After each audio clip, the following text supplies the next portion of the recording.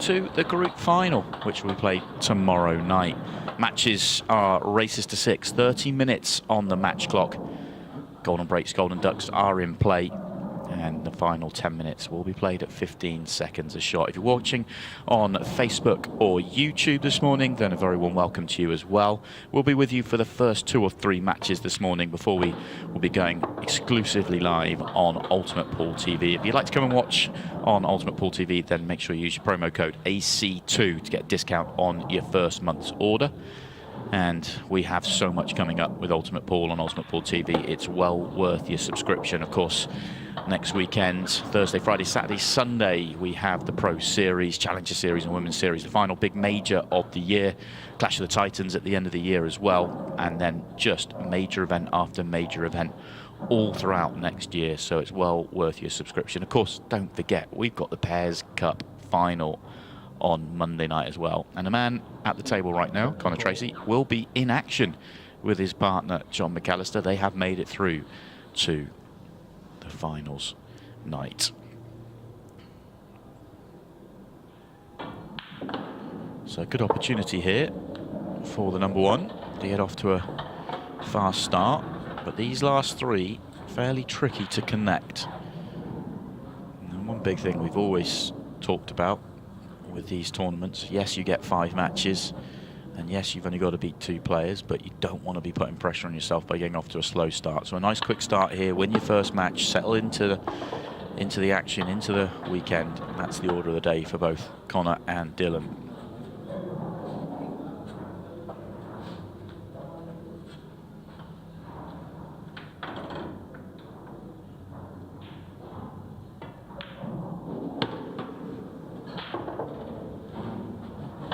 Didn't try to get too good on this red, just backing himself to make it.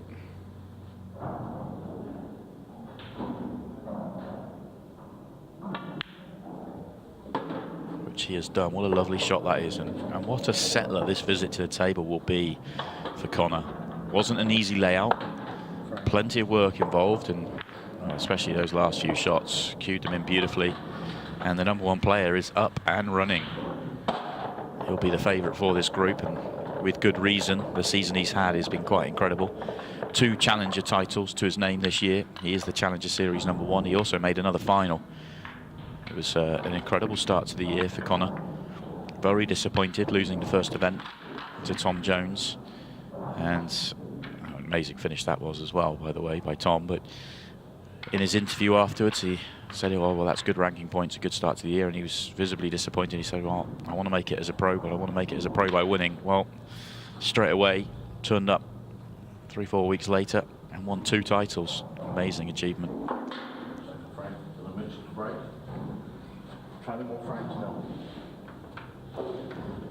Dylan Mitchell also playing on the Challenger Series this year. Not quite as successful, but battling away. And first time we're seeing the 8-ball go moving, but not near a pocket. Quite a timid cut break, this one. What'd you say, Mel? I couldn't hear. I got you so low. Were you just rambling?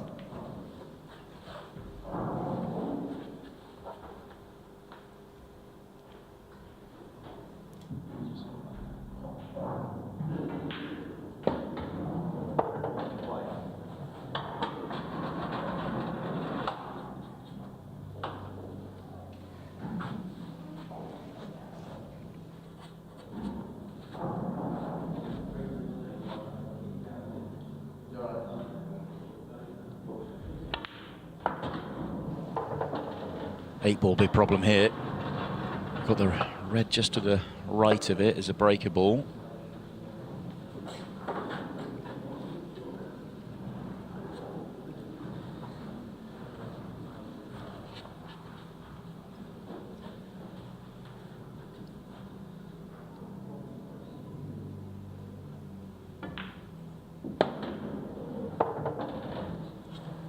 Well, if he is going to use that red, he's having to leave it late, which is dangerous.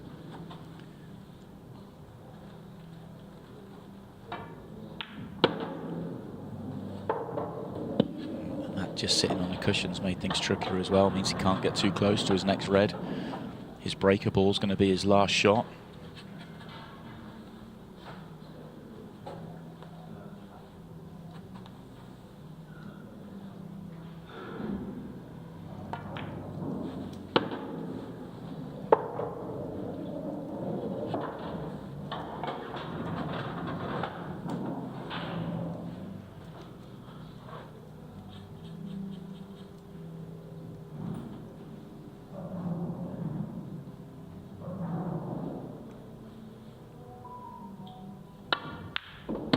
Great bit of cueing, but having to leave this late is a problem, because now you've got to land on the ball you're moving.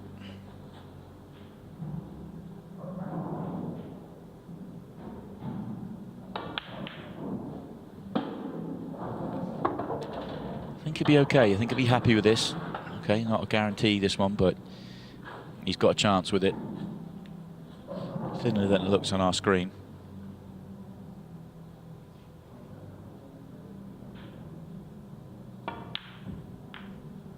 Oh, and it goes. What a start here for Connor. Brilliant stuff. Break clearance, reverse clearance, setting the tone for this group, you feel.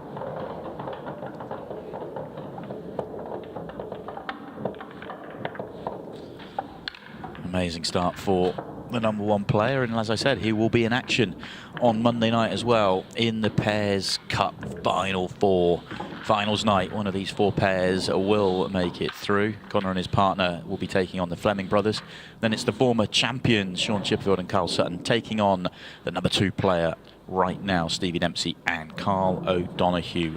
Mouth-watering set of lineups, so many storylines, a lot of attention on the former champions, Carl and Sean, against Stevie and Carl, but I really like the first one as well. Connor and John, a fantastic partnership, and the way that Ryan and Mark Fleming have come through the field this year has been very impressive, and I think Ryan Fleming may have my favourite break in the whole world to watch. It's just incredible. That's all for Monday night, 6:30 we'll be on air, and you can watch it on here on Ultimate Pool TV, as well as I think 66 different TV stations around the world, which is quite incredible as well.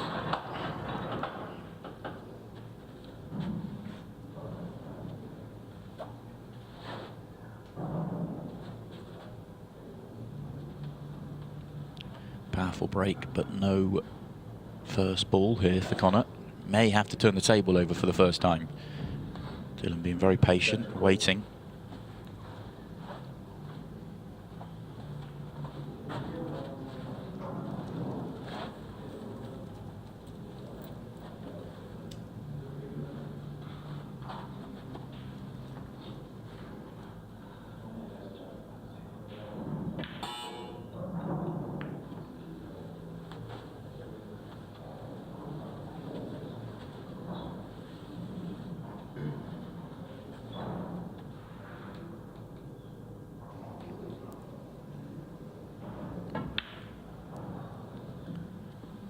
First pot attempted from Dylan Mitchell, and that one's not landed, and now it's a great chance for Connor Tracy.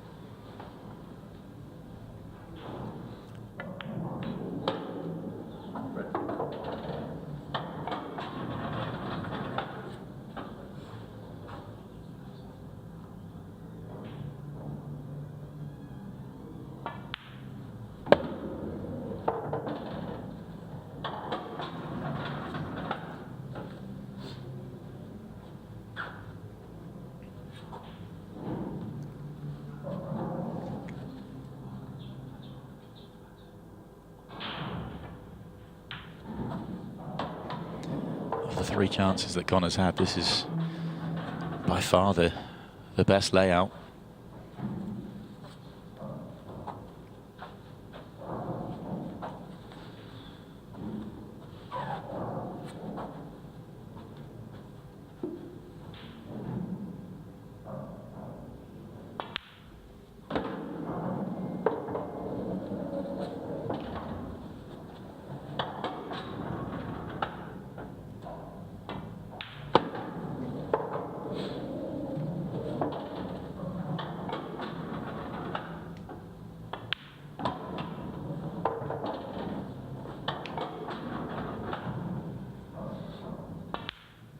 What an amazing start.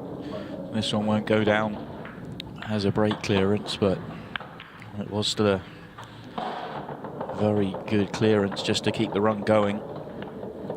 And will hurt Dylan even more, because Dylan did have a chance, as tricky as that pot was in the centre for him. That was his first opportunity to get going in this match.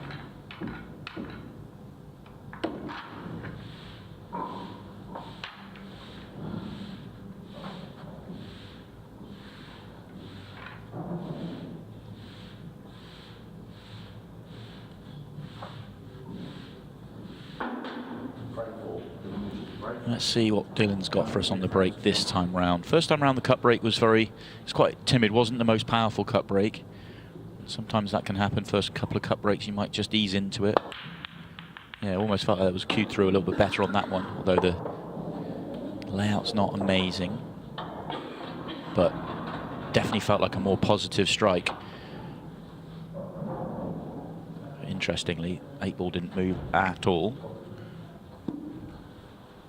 Keep an eye on the 8-ball this weekend. There is a prize for the most golden breaks. A target has been set though. Toby Bolt had 3 last weekend. Came up just short in the group final, so he can't add to that in the finals weekend, but 3's a nice target. Someone's going to have to come and beat him.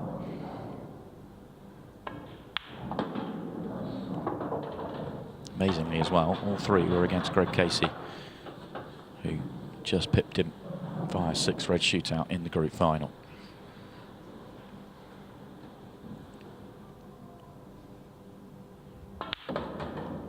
Now, big problem here for Dylan. Red on the left-hand side will double. Does he want to play into it? May have an angle to play into it now. He might be a touch on the straight side. But then you've got the red next to the yellow, next to the 8-ball. Not sure that's got a pocket.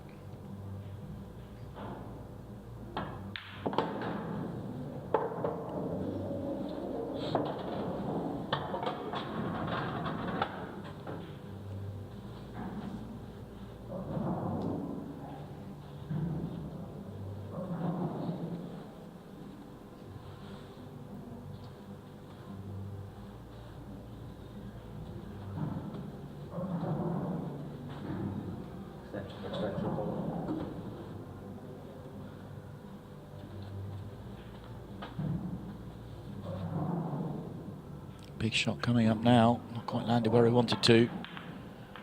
That was tough. That was very, very difficult. Can't help but feel just an element of scoreboard pressure on Dylan. 2-0 down before he got his hand on the table. First chance was tricky, didn't take it. Second chance, even trickier, not taking that one. Small margins when you're a player playing as well as Connor is right now.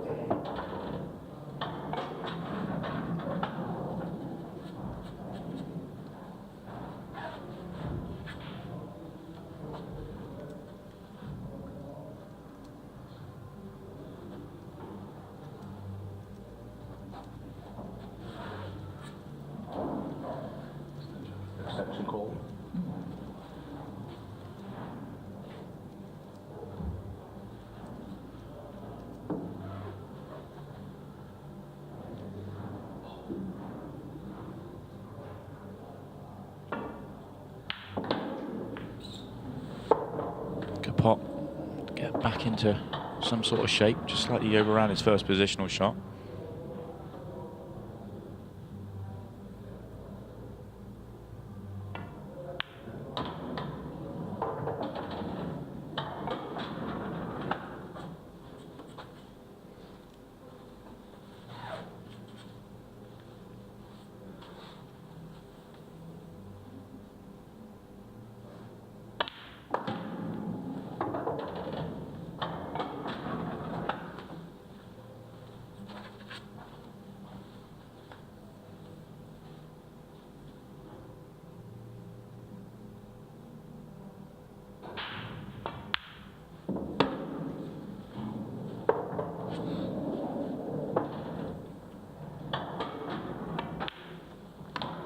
Looks at home out there as Connor comes. Looks like it comes easy to him. And 4-0. Barely 12 minutes played, just over. Amazing start for him. This time, a counter clearance. And certainly came into this weekend as arguably the favourite for the tournament, let alone this group, with everything he's achieved on the Challenger Series this year. But it really never always plays out that easily, and long way to go in this one. But he's showing us why many people would consider him as the favourite for the competition.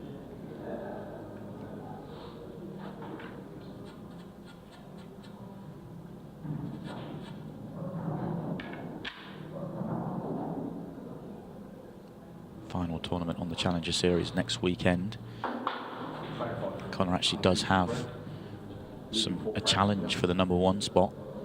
David Hogan also won 2 titles this year. 2 of them will battle it out this weekend. See who will finish as the #1.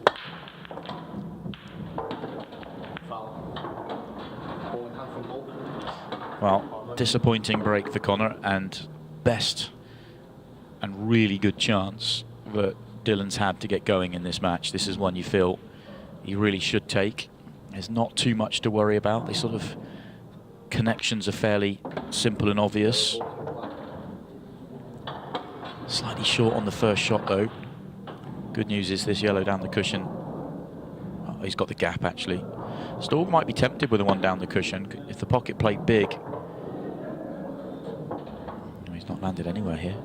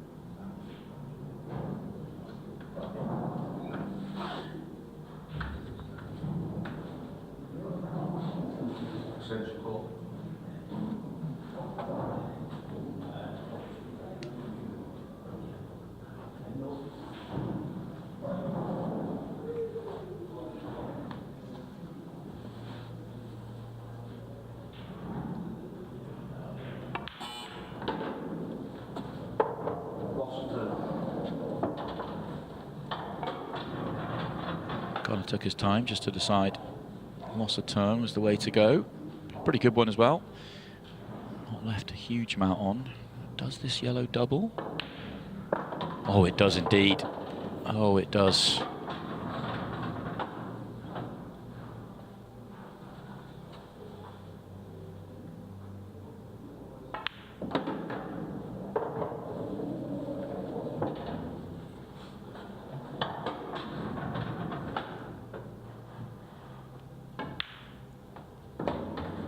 Should be the moment for Dylan to get on to the board.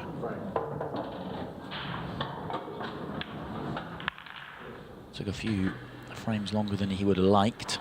But even if he doesn't turn this one around and get back into this match, that should settle him into the day. He's got 4 matches coming up today as Dylan from Keighley. There's been a few good players from that area.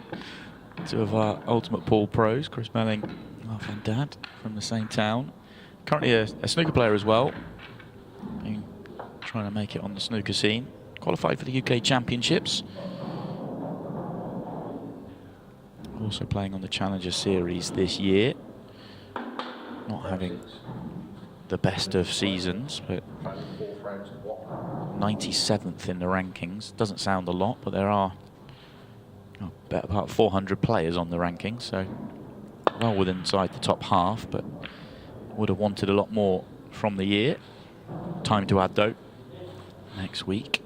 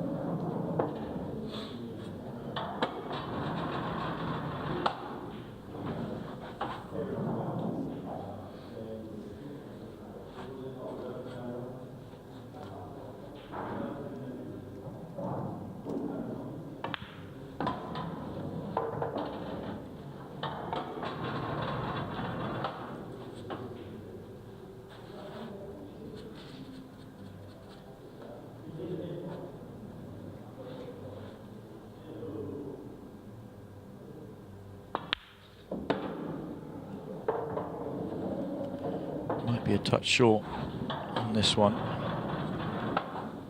Not sure if the plan was to get on the one in the triangle area, which he's obviously on, but he wants to be straight in on it so that he can drop it in and have the red into the centre straight after. So this has just landed slightly awkward in between everything. Still pot 3 of the 4 reds here, but they don't give good position.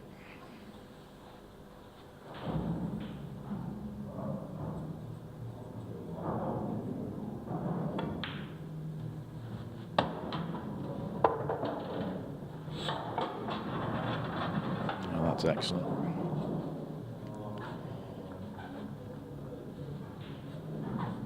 Still tricky to connect the one at the top to these 2 at the bottom.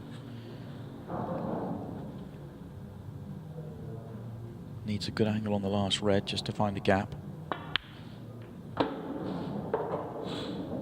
That little flick may have just hurt him. It depends on the exact angle he's got. If he's dead straight, he can top it through and take the red top left. If he's tracking into the yellow, slightly trickier, but yeah, he was just off straight the way which gave him room, which was fine.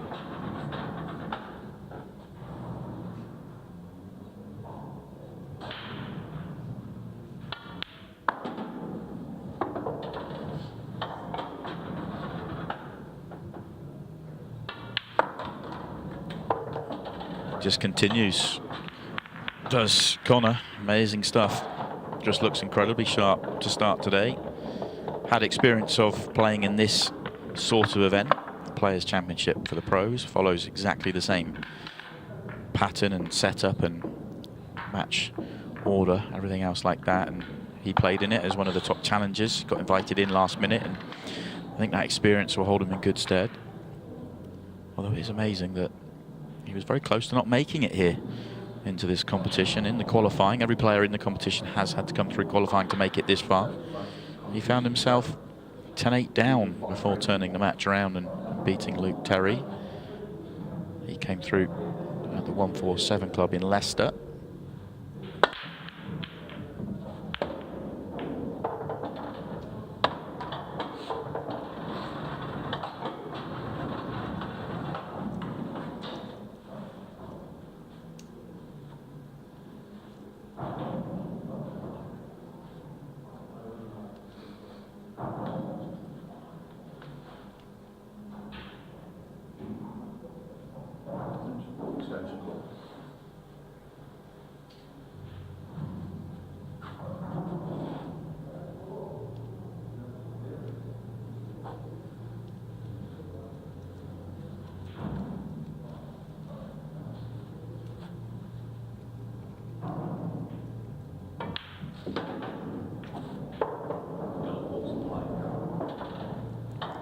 First chance then for Connor to round out victory here.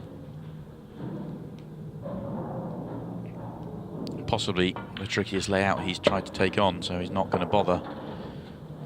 We're not laid out well for him. That is an excellent safety shot.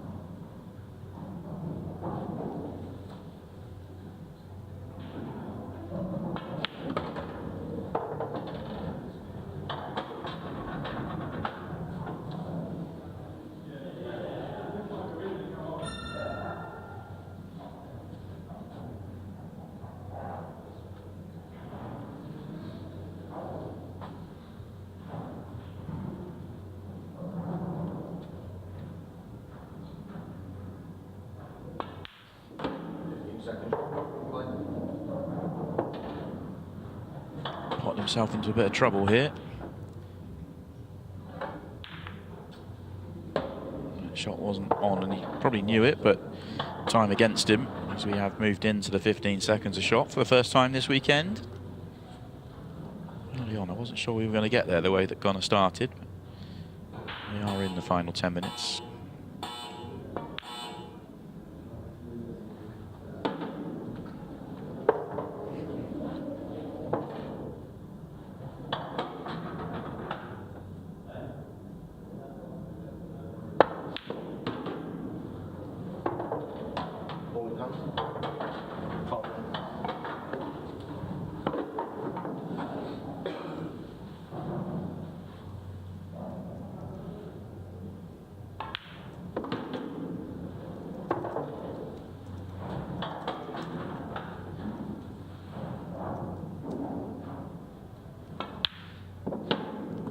Another opportunity for Dylan, handed to him by Connor, and he's going to grab it and make it 5-2 at least, clinging on to still faint hopes in this match. Time starting to be against him.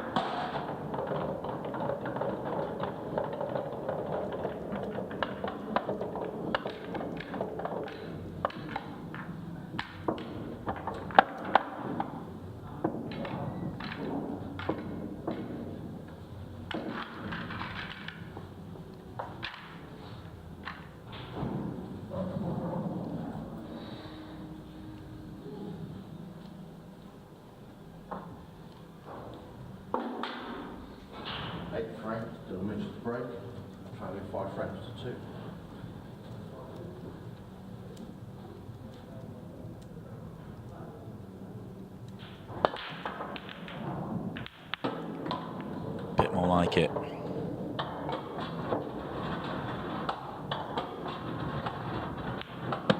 Yellow balls in play.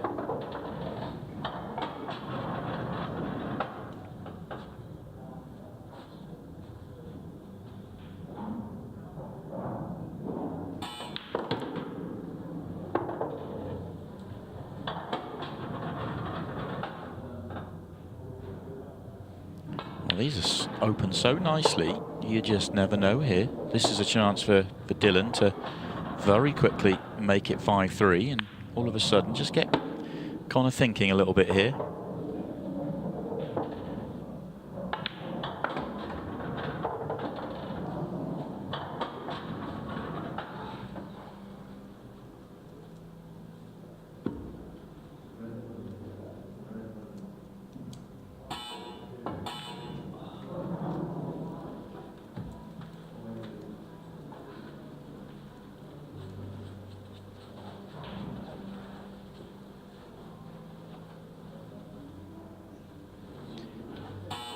Tried to...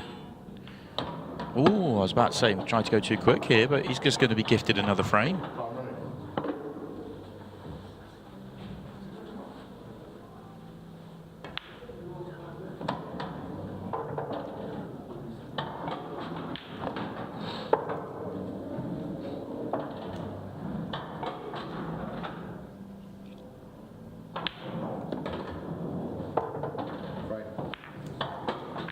By 6:45.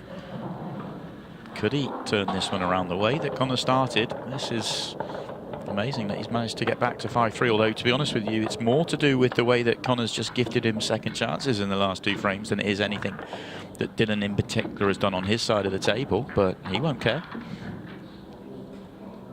He won't care. This next frame could be the big one for him. He now needs to be handed a chance on the Connor break. Increases break, leading 5 frames to 3.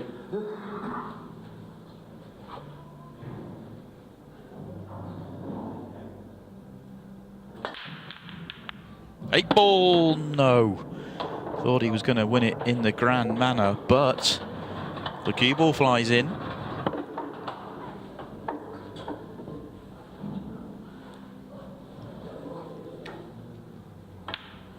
And this really is golden chance.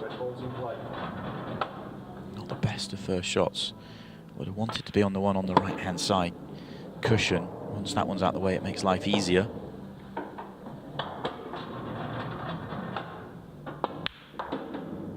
He's there now. When do you take the one at the bottom? Slightly awkward now. The two yellows guard it quite well.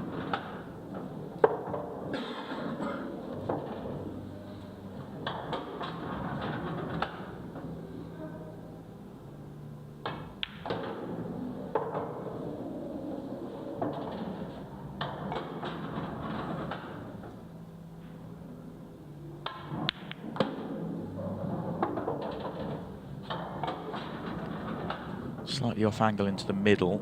Might have to take this long.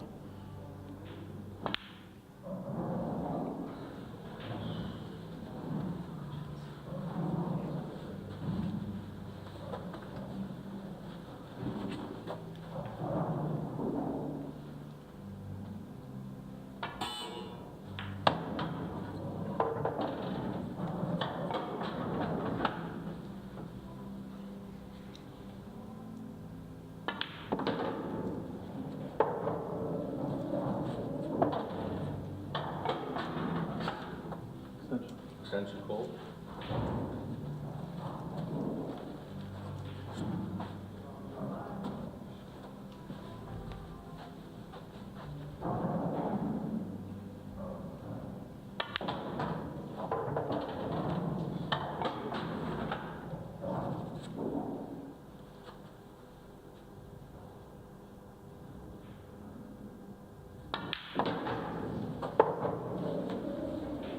Nice positional shot from Connor, and 2 pots away from wrapping this one up.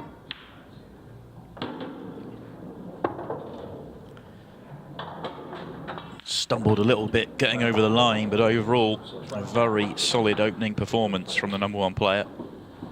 Off to a little bit of a flyer early on, and eventually gets the match done and dusted, and points on the board. We move on.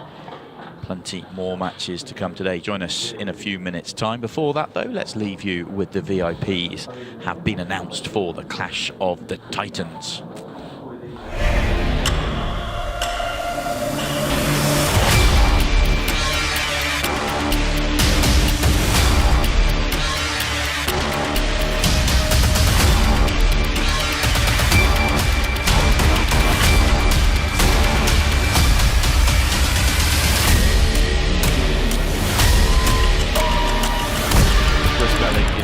Magician mode. Oh my God. And again, Tom Cousins is a champion. 3 straight to top cap. World Masters champion, Declan Brennan. The safe cracker opens up the door. What a shot. Wow, Carl Morris. Wow. And Stevie Dempsey is a Pro Series champion. What a shot. What a shot from Jordan Shepherd. That is magnificent.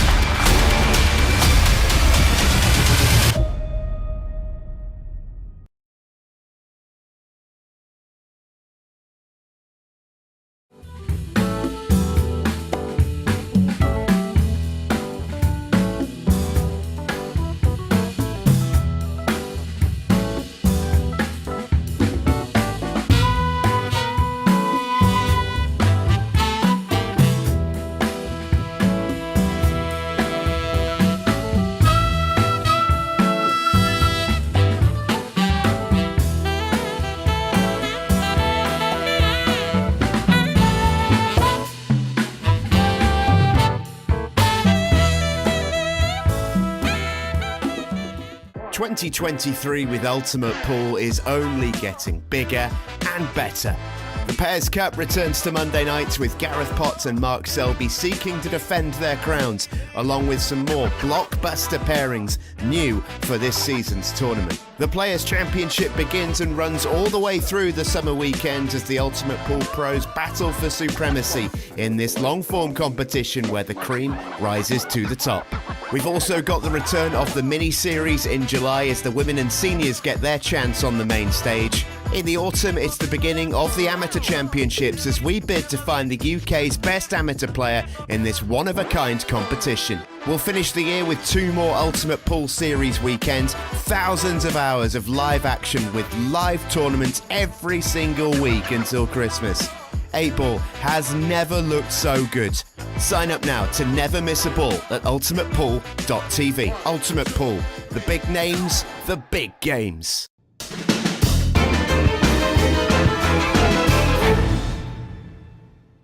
Don't go, so the loss of turn was definitely the big advantage for them there, if they could find a way to do it without giving anything away. Oh, wow. What a shot that is, though. Wow. Shot of the night, no doubt about it. Carl Cope smashes in the 8-ball. Dave Gilbert, the angry farmer, bangs in a long double.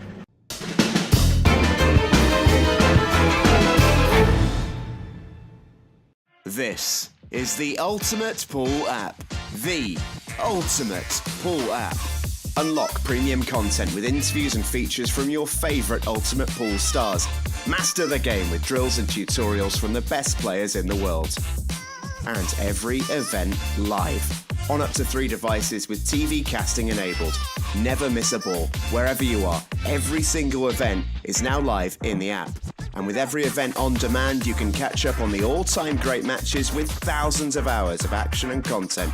There's live scoring, news, player profiles, exclusive competitions, giveaways, and so much more. You'll never miss a ball again. The Ultimate Pool app. The Ultimate Pool app. Download now from Google Play and the App Store.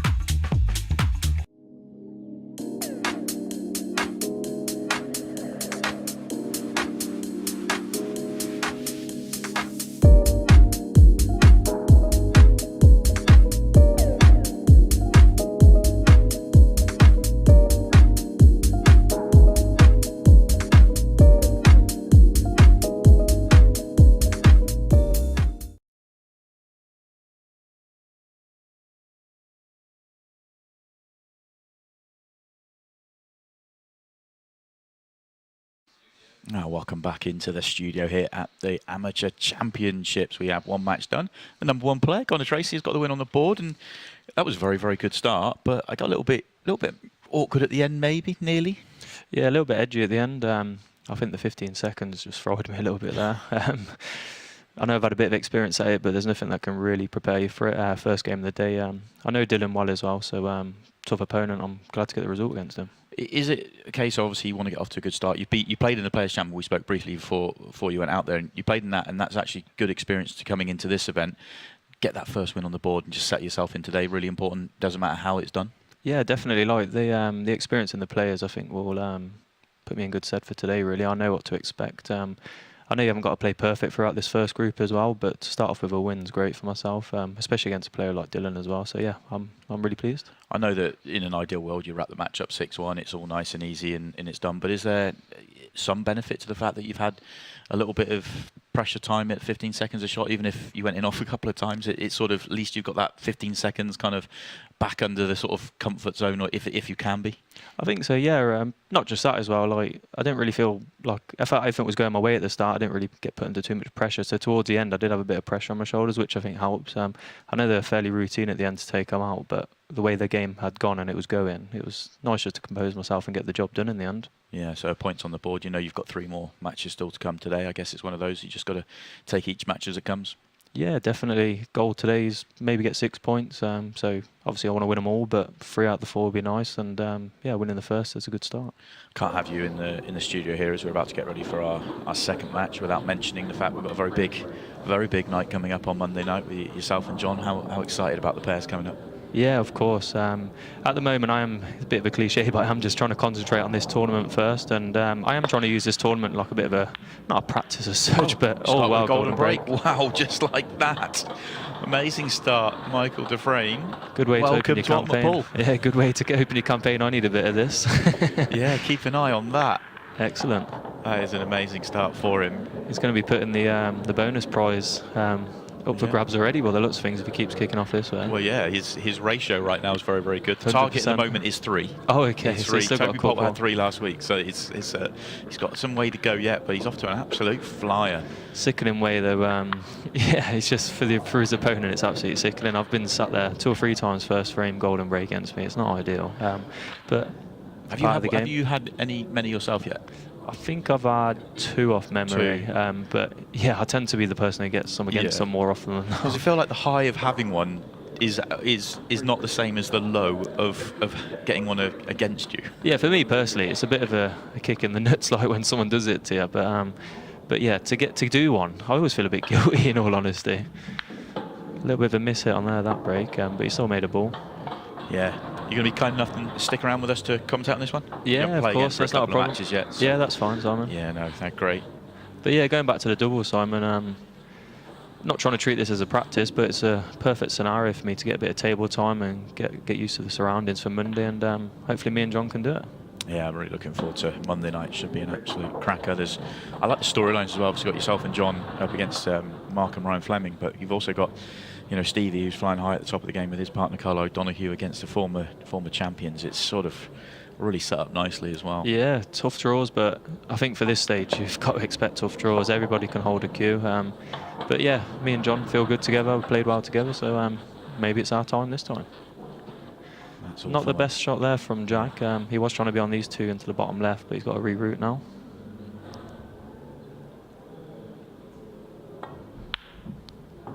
Very nice pot. Cue ball's a bit lost though.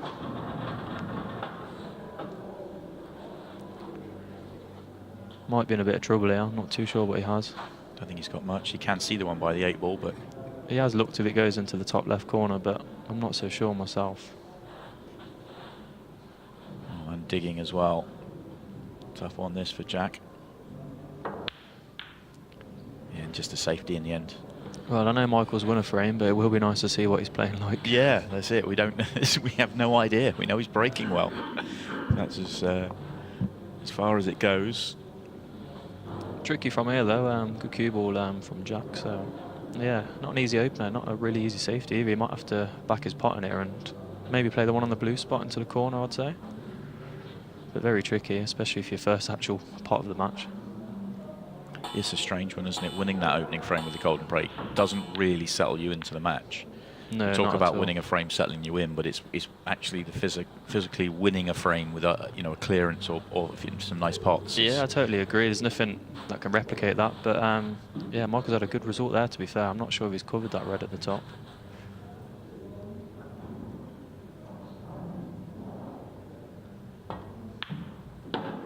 It's an attempt to break it out. Yeah, it looks good here, Jack. It looks like he's playing well. I think he might. I think that red might go, to be honest. But he has got the clip in the middle to flick it if he can. But he looks like he's on it the way he's. Oh, maybe not.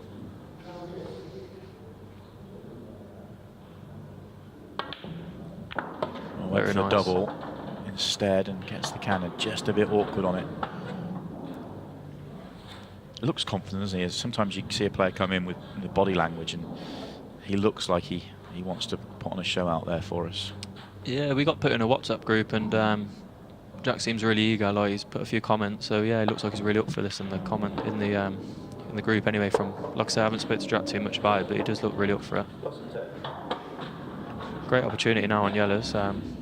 He's got to really be taking these out, to be fair. Not a great deal to do with the cue ball. It's just a transition from the yellow on the right side to the yellow below the 8 ball. That'll be the toughest shot in this frame.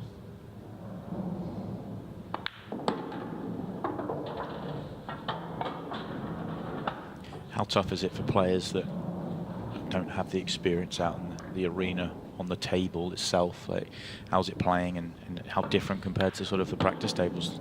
Well, for me, I didn't even hit a ball on the practice table just from my previous experience. I know it's nice to loosen your arm, but I don't really see the benefit. This table, for whatever reason, just plays so different to any other. So yeah, for me personally, if you've had a game on here, I wouldn't be going back on the practice tables after. I'd just make sure you're sticking used to it. But I remember my first few sort of TV or stream games, so to speak, they didn't go particularly well. I had a bit of a mare, so it's not easy out there. It takes a bit of time to adjust and get used to this sort of environment. I think that'll be one of the big challenges for most of the players in the group, obviously, other than yourself, they're not as much experience. Andy Appleton, obviously, plenty of experience, but the other 4. Yeah, I'm hoping, that's what I was sort of not counting on, because I know I can play the game, but I'm hoping it does come in my favour, the experience, and I'm hoping there's a few mistakes from my opponents, obviously, over the weekend, down to shot clock potentially, or table conditions. Very tough there. I felt like he had to stun past the 8 there for the right, for the yellow in the same bag. Just gone awkward enough. He has just got to pot the yellow, but it's very tricky.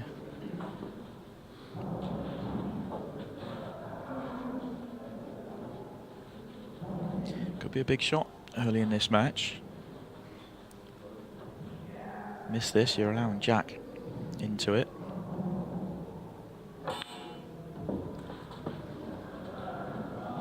So Jack's got a great opportunity here to win his first frame. He is going away from the 8 ball, but he should really just roll this in and take a long 8.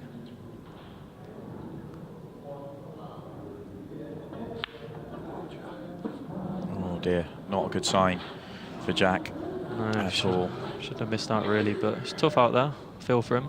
We've all been there. See, he's livid with himself as well. That's something I'm trying to work on, not give my opponent anything. Some players obviously like to let it all come out, but for me, try and keep it all hush-hush. It's the difficult one, isn't it? Because I can see both sides of, as we see another miss.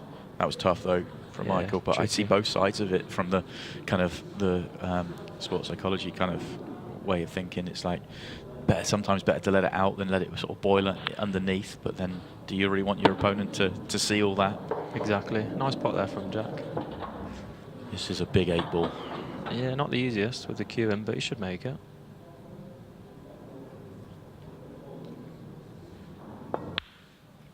Nice pot. Yeah, that's a lot better considering the simple ball he missed in the previous visit, and he is on the board. That should go some way to settling Jack into this weekend. He's got to be delighted with that though, because normally when you have a bit of a bad miss, you're sitting there thinking about it, but he can easily forget about it now. So I did see he had a bit of a bio come up there, but I missed it. Yeah, he's Peter of a race player. Has been playing on the Challenger Series, just a couple of tournaments this year, so not really relevant to look at the rankings, but also a bit of a snooker background as well. Right. Based in the. I know Liverpool's got a few decent players, so to win a tournament up there is not easy.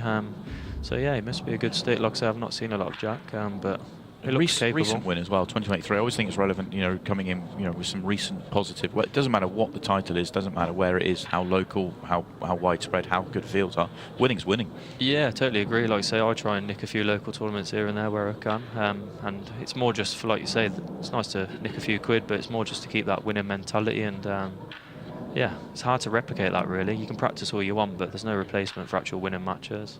Yeah, amazing. That's sort of goes hand in hand with all sorts of things that, in terms of the sports psychology of whether you show your frustration or not. It's all that sort of, all those sort of small things, winning breeds definitely. winning and all that sort of stuff. And it can be a vicious circle because it's all about confidence, this game, but if you're not winning, it's hard to be confident and to keep telling yourself that you are playing well. That's what I think is very important, just to stay on the winning trail. Yeah, sometimes the results and scoreline aren't actually a reflection of performance, especially totally agree. The higher level you go. Pool's one of them games, I think, like you say, you can lose when you don't do a particular amount wrong, but for me personally, it hurts more when I just get blown away, because I feel like if I've made mistakes, I can give myself a telling off and think, yes, well, but if I've had 0 chances, that hurts me more really, because I think I've just turned up and watched. I never enjoy that. Not taking part in the game at all. Yeah, I know a lot of people say it's easy to take that way, but I'd prefer to accept it if I'd made a bunch of mistakes and then I know I can tell myself off, but tricky lie here. That top left corner looks pretty congested. Reds are probably the only chance of a finish, but tricky. Yeah, reds still aren't nice. What I've also seen, and this comes from commentating on a lot of challenger matches and in the amateur championships itself, is a lot of players when they are slightly edgy out there and they see chances, they're going to go more aggressive. They're very fair. You almost need somebody that's complete control of their emotions to pull back if they don't fancy finishes, and say, look, these aren't quite on. I'm going to wait for a better opportunity. Yeah, I totally agree. I think when it's your first real time on the TV table in the arena, a lot of players are just trying to play, and maybe impress their backers, sponsors. So they're really trying to put in a good performance rather than just play the balls in the game. That's how I see it sometimes. Like you say, you should go when they're there and not when they're not. I know I played a couple of lost returns in my match previously. I just didn't fancy the finishes. Dylan took out a good double in one of them, but yeah, like you say, that's all part of the package, isn't it? But when you see that, you can't sit in your chair and get too down on that, because I would be willing to bet that if you were put in the same situation, you'd play the same shot. Yeah, for me, I knew I was giving Dylan a chance, but the position he left me in, I didn't feel like I had a great chance to do anything more than what I did. So I thought, percentage-wise, he may miss it, but on this occasion, he didn't. He's actually had a really good result, though. It's put Michael in a bit of a mess here, to be honest. Yeah, it turned out to be a fabulous lost return shot. Not what he played. But it's so awkward. tricky. I'm not even sure what to suggest. I'd be tempted just to, if he's not touching, I know it's difficult, but just poke up this red nearest to. It's very tough.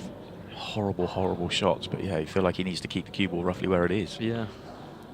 What he's done by that as well, he has sort of blocked that yellow pocket, but he should just play the lost return back now.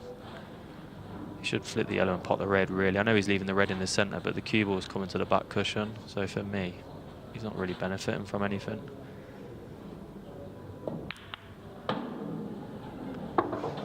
I know he's left him a pot, but these are so tough. Like this red, he's going away from his work, and then he's got to chip in a really long red, then a red down the opposite cushion. It's very tough.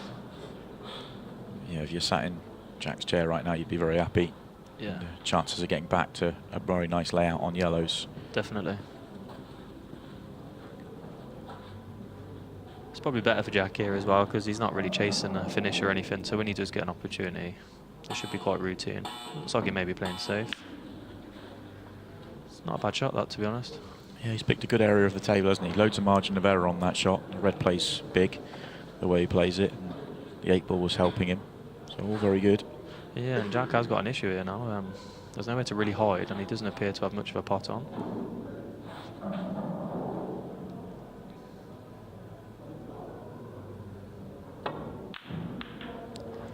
That was bold. Bit ambitious, I think. Yeah, he could have played the same shot, but played it just so the cue ball reaches the cushion, and he was going to. The yellows wouldn't be moving enough to leave the red at the top on, and not a lot on the bottom of the table. But yeah, I agree. He has got. He's got a very difficult pot here. Though. Not pot, but shot to play. The cue ball is not easy at all to find the right line. I don't know if it's a bit risky to play a gap, really. In an ideal world, he'd like to somehow get to the bottom rail, and then he can pot the bottom rail and drop the one in the middle, but it's very tough to even get there. Not the worst shot. It's just got a natural pot here, but I think the cue ball might be close to the enough.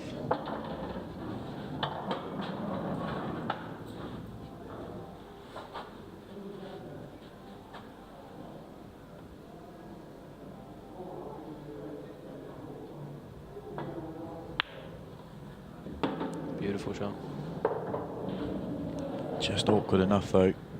Could have done with playing that maybe with a touch more pace. Yeah. Maybe put the white in the jaws, a thin cut on the black. I don't know what else to really suggest.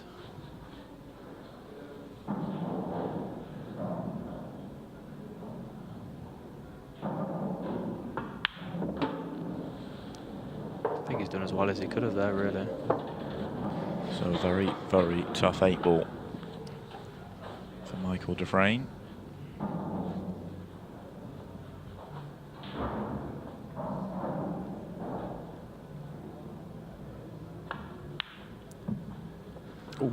Good effort.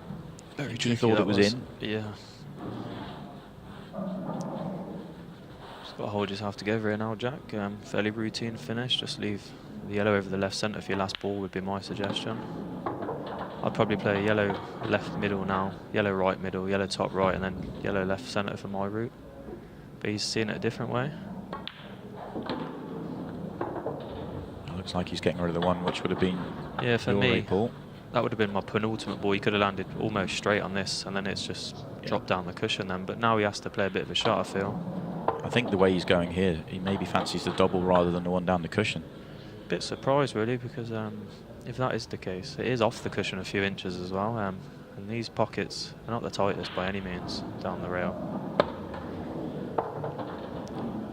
Looks like he has to maybe now. It looks like he may be screwing towards the 8-ball, so I'm not sure if the shot's even on to get on it.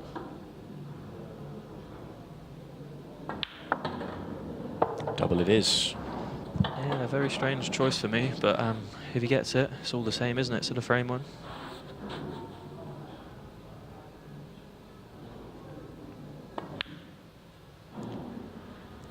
Comes up narrow. Yeah, quite a strange pattern there, but like I say, everyone sees it different. To me, that's a sign of a player that's not feeling too confident in themselves at the moment. Well, he has missed that red in the first or second frame, weren't it? And that would knock your confidence, I think. I know he still won that frame. Great chance here, though, for Michael. Just keep himself still steady and knock it in. Excellent Just pot. like that. Great pot. Yeah, That'll very hurt good Jack in the there end. as well. Great chance he had. Yeah, and they hurt more. Let a good chance slip. Be Seems interesting to pumped know up. if you asked him right now whether he'd change his mind and go for it down the cushion. Yeah, for me it was quite a comfortable pot, really. Like I say, everyone sees it different, and there was a nice ball to get on it as well. But like I say, tough to replicate this environment. Might not be seeing the finishes very clear at the moment, because I'm not sure how much experience he's had on arena tables. But yeah, bit of a bio for Michael then. Yeah. Two on Peterborough singles champions. Yeah, I know a few good players in Peterborough. Some So very good players in that part yeah. of the world. Yeah. I know John Rowe's got a club there, hasn't he? I think Dom and Luke and all that play from there. Yeah, and I think the 2014 Champs of Champs that he won, the team event there, was actually at that club. Nice. Yeah, must be some player then. Like I say, it is hard to judge players on their first arena appearances at times. I know you see all these people on social media saying how easy it is, but I assure you it's not. Yeah, well, that's the thing that always makes me laugh when I see all the comments on social media when it's watching players play. And yeah, it's not that easy. And what amazes me is the game gets made look easy the better you are, and it looks so simple, but that's the That's the amazing skill, skill Yeah, I to totally make it agree. look like that. Last ball. Wow. Very good opportunity here as well. It's hitting the break well. Yeah.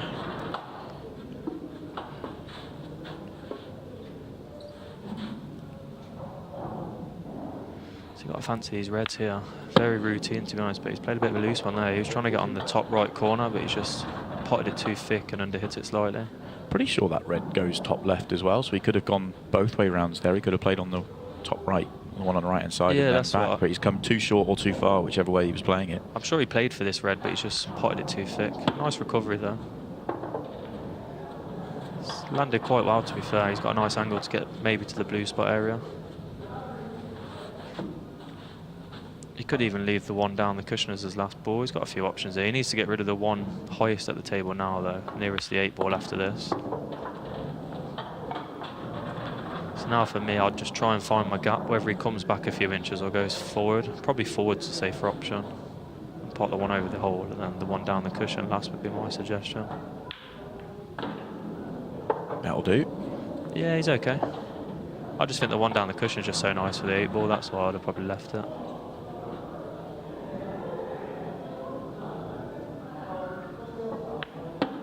Oh, that's a poor one. Wow, a bit surprised by that. I thought he'd have just literally dropped it in slow. Trying to get a bit close, I believe. Don't think the cut's on either. It's mighty thin if it is. I don't know if he'd be even able to get his cue out of the way.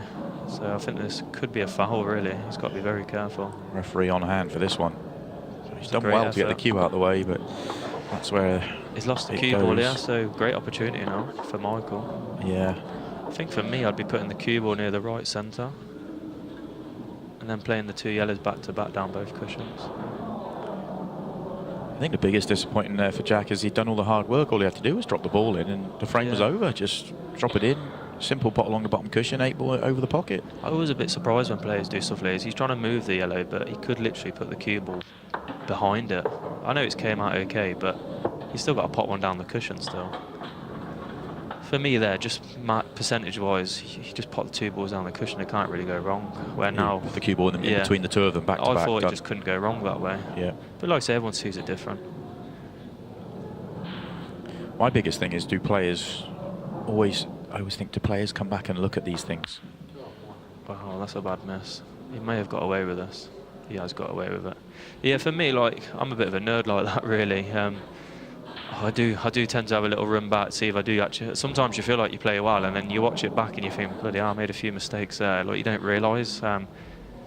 It's easy to feel like you play well at this game sometimes when you're not. Yeah, I often think when players make, I mean, because you know, Michael will look at this. He got away with it, obviously, and nearly out by Jack. But actually, that little flick's just made that yellow awkward. But for Michael, he'll probably look, oh, I've just missed a really easy ball. But did he, you know, would a player, when they make a clearance, even if they go all over the houses and they have to make doubles, trebles and whatever, do they ever look back and think, could I have done that easier or not? Well, I think there's I see a lot of people say the same thing. They lose to a certain individual and they say, oh, I only missed one ball, but I lost. But for me personally, a poor positional shot is just as bad as missing a ball. And I think some people don't beat themselves up over that. Your cue ball is more important than potting the balls in this game. And to me, like I say, a bad cue ball is just as important as a bad miss in my eyes. If I don't make the finish because I've played a poor cue ball, it's no different to missing the ball. Yeah, I completely agree. But you've got to be like, I think there's a lot of pool players who they don't give themselves enough grief, really. You know, that you get some who beat themselves up all the time, but then you get some who, I'm not saying delusional, but something they always play well and lose, but you can't always play well and lose because you'd win. Like, that's my theory. Like, yeah, this game is all mental and all about that thought process and about working out that puzzle. And I question how many players are trying to improve on that side of the game.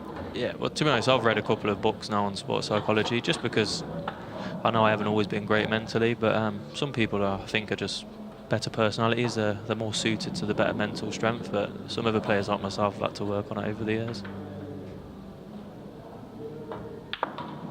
You picked a good doubles partner, pairs cup partner for the kind of.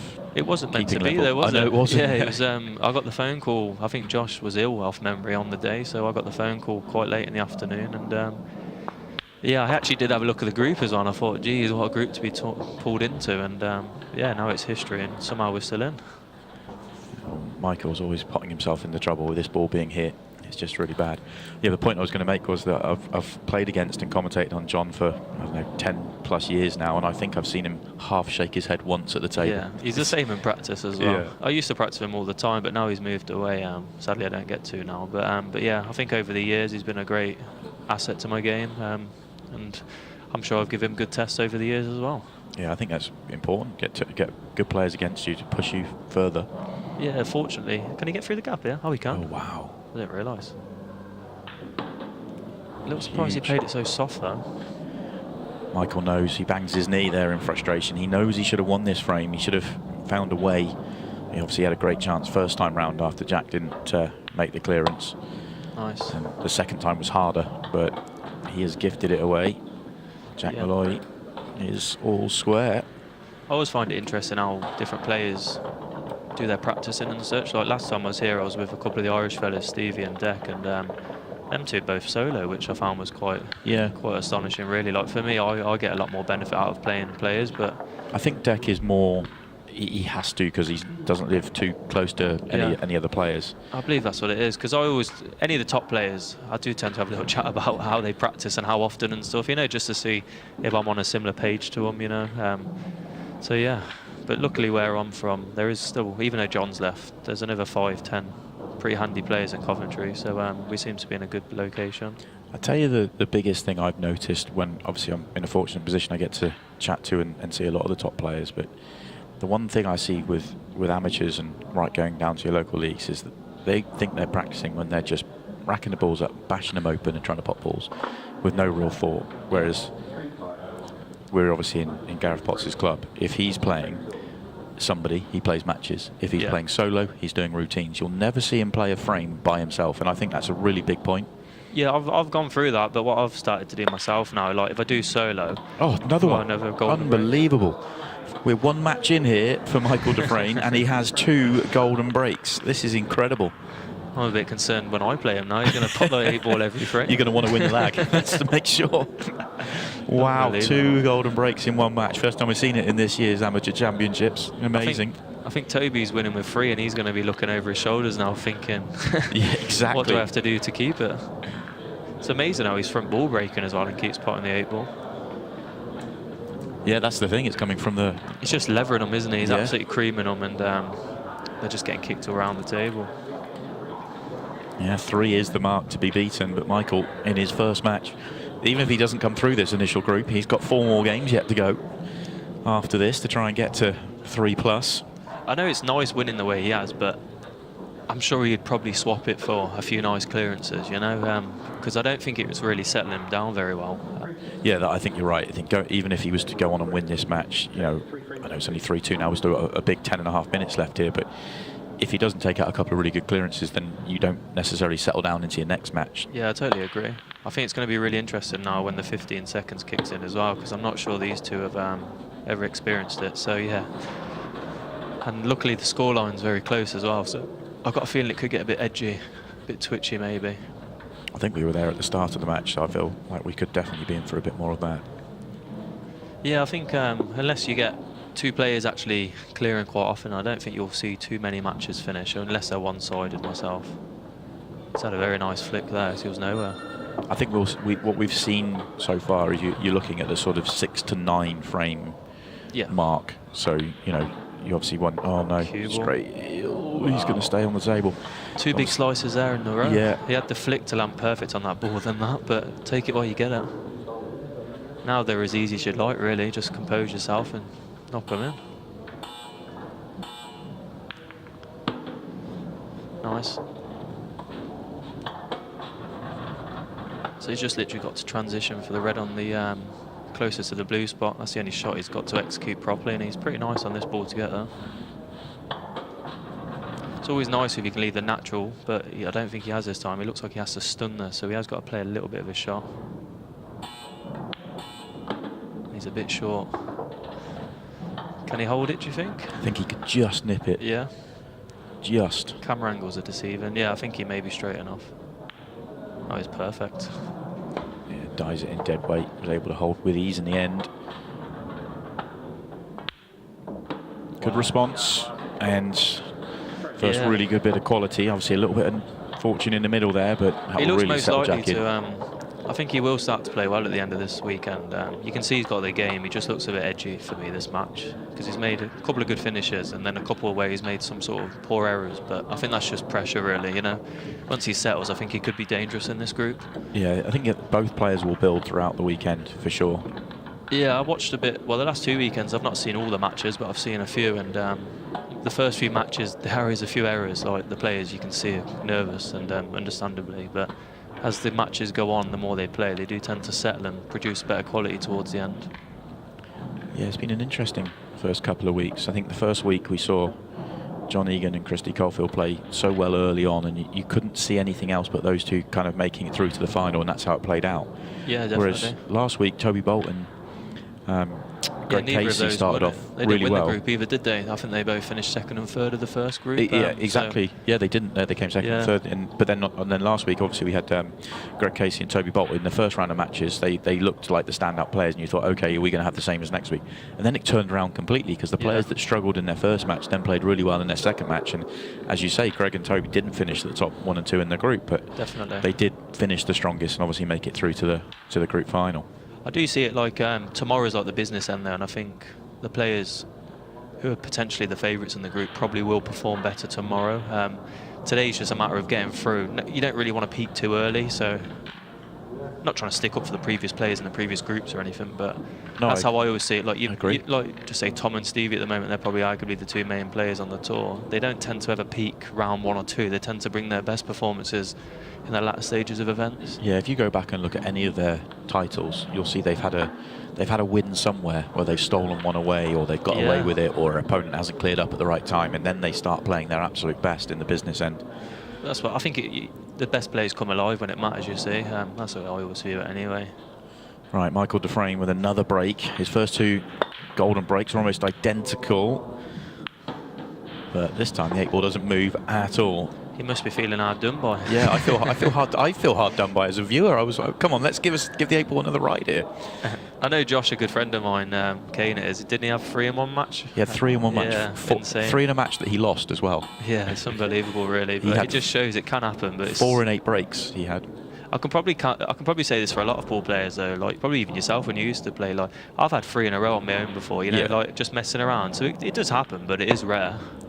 It's more rare for Michael because he's front ball breaking, whereas when Josh did it, he was cut breaking. Yeah. And Toby last week, he was cut breaking and was getting that 8 ball. I'm hoping mine come when I need them anyway. Yeah.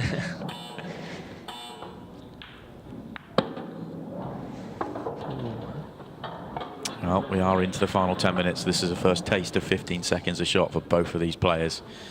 And this is where things get really tough. I do feel for players when they experience this for the first time, because it is difficult. Yeah, there's no easy way to replicate this either. I've had like thoughts of what to do, but the only thing I can think of is getting like an app on your phone which will beep every 15 seconds to give you a trigger, but I don't know. And if you were practicing in a club, for example, you'd look a bit like a lunatic really running around the table with everyone watching. I think you need help, don't you? You need somebody there to work with you. And yeah, you need a timer. Yeah. But even then, it's still not quite the same as doing it out in the arena in a match situation like this. I think that's the same for the 6 red. Like we had a chat earlier. You can practice all you want at home or in your club. That's a good shot. You can practice all you want at home or in your club, but you can't replicate the pressure. I always think the only way to replicate it, you'd have to sort of have little wagers on the side maybe with whoever your pals are, and just small ones, but just small amounts that you don't want to lose. Oh, yellow flying off the table. I think he put his arm through that a bit. Don't Lost see a bit that very of often. patience, yeah. Rare you see a colour come off the table. Just gets put on the 8-ball spot. Yeah, he just tried to force it too much. Yeah. Good chance here on reds. He doesn't have to go if he doesn't want to. He can just bump the 1 red out, but he's playing the double first shot. Played it well. Our reds are nice. Yeah. You'd like to think this is his hardest shot, and it's not particularly the toughest part in the world. As long as he gets somewhere straight on the one closest to the blue spot, I think he's out. Not too bad, but he's got to pot this now. He's got to nip it.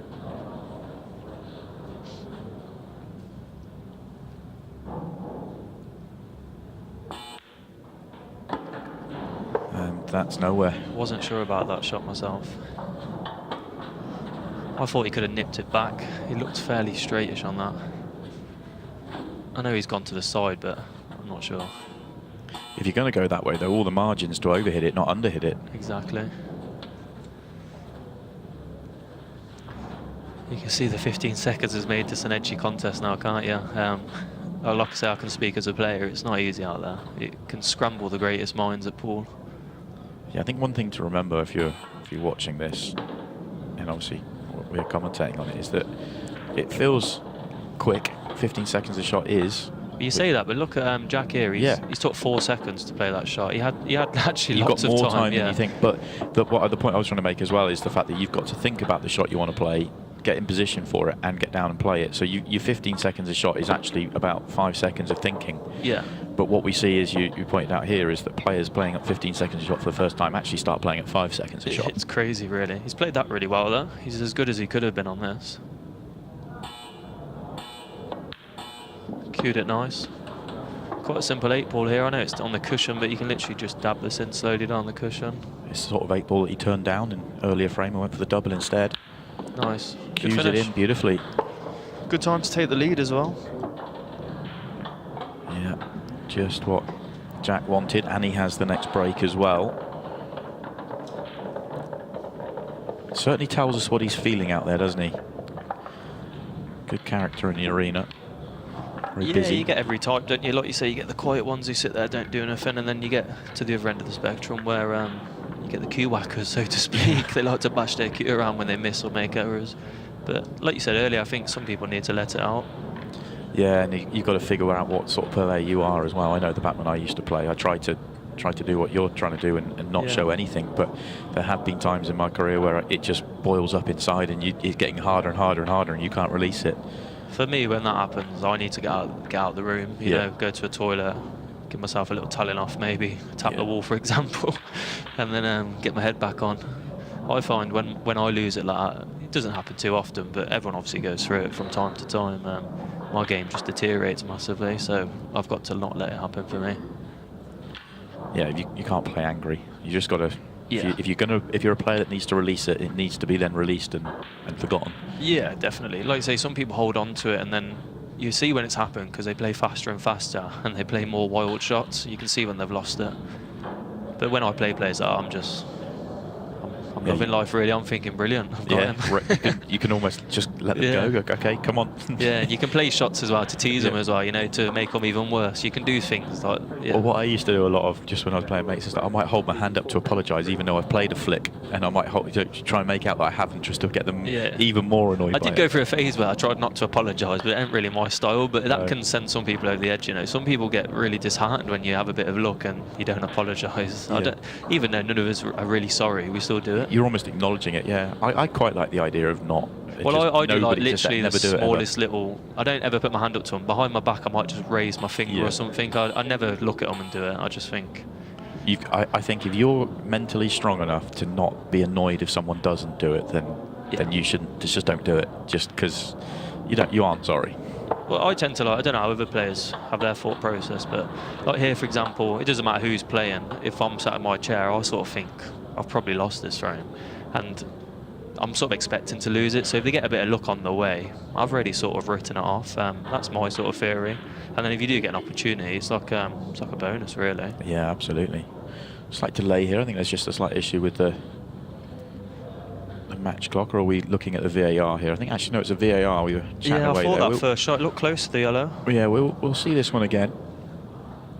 Our referee is having a look at the VAR. We'll see it again. Does he flick the yellow on the way through? It looks fine to me. I know it's an open table when playing that shot, but you can't flick the yellow on the way through. You have to pop the ball you're going for. So he was obviously clearly trying to pot the red, and if he flicks the yellow on potting the red, then it ends up essentially being a loss of turn shot. But still absolutely fine. Yeah, this time of the match, so you don't particularly want to hand the table back with the shot clock the way it is, the match clock, I mean. Oh, it's massive, yeah. I wonder if he'll play to go into the yellow and red here. So I'm not sure what he's played there. He's on the gap to the one top right. This is doable, but fiddly. Yeah, I think he had to be a little straighter for me. I think he's going away. But he doesn't have to necessarily take the one next to the yellow next ball. He can drop one in the middle. So I know he's played for it now, but he could have come back round, played one in the middle and played it in the corner. Yeah, that's the way I kind of had seen it, actually. That's what I thought he was going to try and do. If he does knock this in, he's got half a chance, though. Nice. Oh, I thought he nailed it, sorry. Okay, 3 minutes and 14 seconds for Jack Malloy.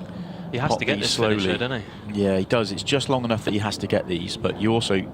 You say that, I worked out the other day though, 8 pots at 15 seconds, your extension is 2 minutes and 15, I believe it was, off memory. So even if he did take every second, he still leaves nearly a minute, yeah. And it's unlikely he's going to hit the ball on 15 seconds. So for me, you have to be sub 2 minutes to click to do this, in my opinion. So for me, yeah, he has to get these, because you can see already, look, 5 balls left, 15 seconds of shots, like a minute 20 plus the black. So he's going to leave over a minute for me.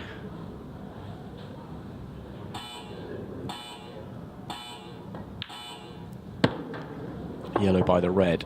Does it go? That's the big question here, because if it does, this is just a lovely layout for him. If it doesn't go, he's got a problem to solve. It must go, surely. But then saying that, he just looked, maybe it doesn't. It does go top right, which isn't too tricky to land on with the balls he has around it. Surely it goes. Yeah. I think it does. It must do.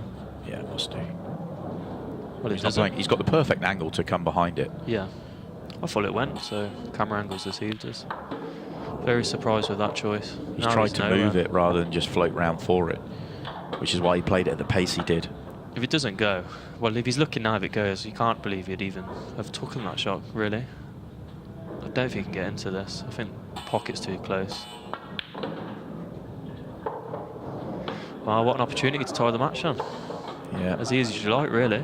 And have the next break, which is massive if you're Michael. But first things first, just pop got to get these. Forget about the match clock, forget about everything else, just get these done. He hasn't got a rush here, he's got plenty of time. He's still going to leave 40 seconds or so, isn't he? Even if he takes his time, really. Depends how confident he feels in terms of about a very quick break clearance. He's speeding up, so I reckon he fancies the job. Yeah, obviously we can sort of joke about the golden break being a chance for him, but it's more likely to be a break clearance. So the longer he leaves, the better.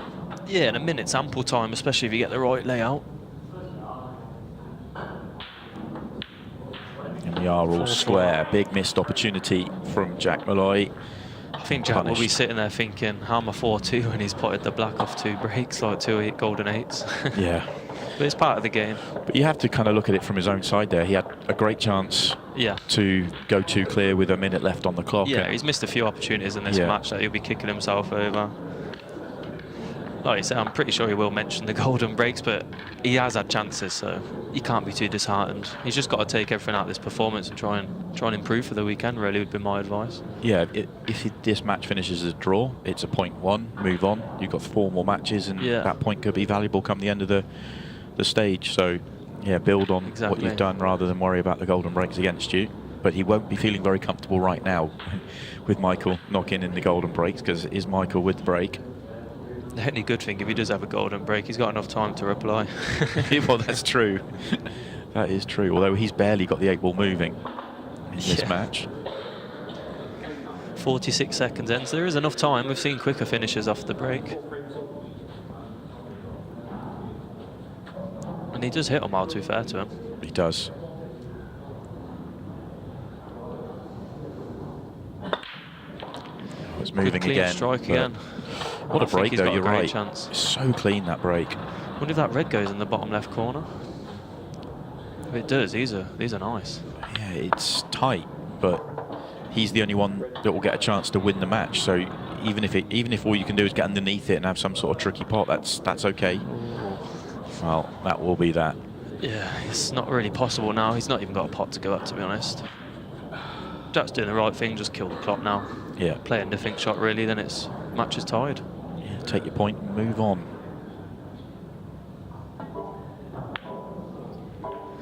So 4-4 it is then. Yeah, honours even. Points are shared. Michael Frain and Jack Malloy finished at 4-4. A fascinating match, actually. Both players, you really got the sense, trying to feel their way into the arena environment for the first time, and they'll both walk away with a point. Next up for us, we will see the final 2 players in this group. Gary Willis and Andy Appleton are on the way.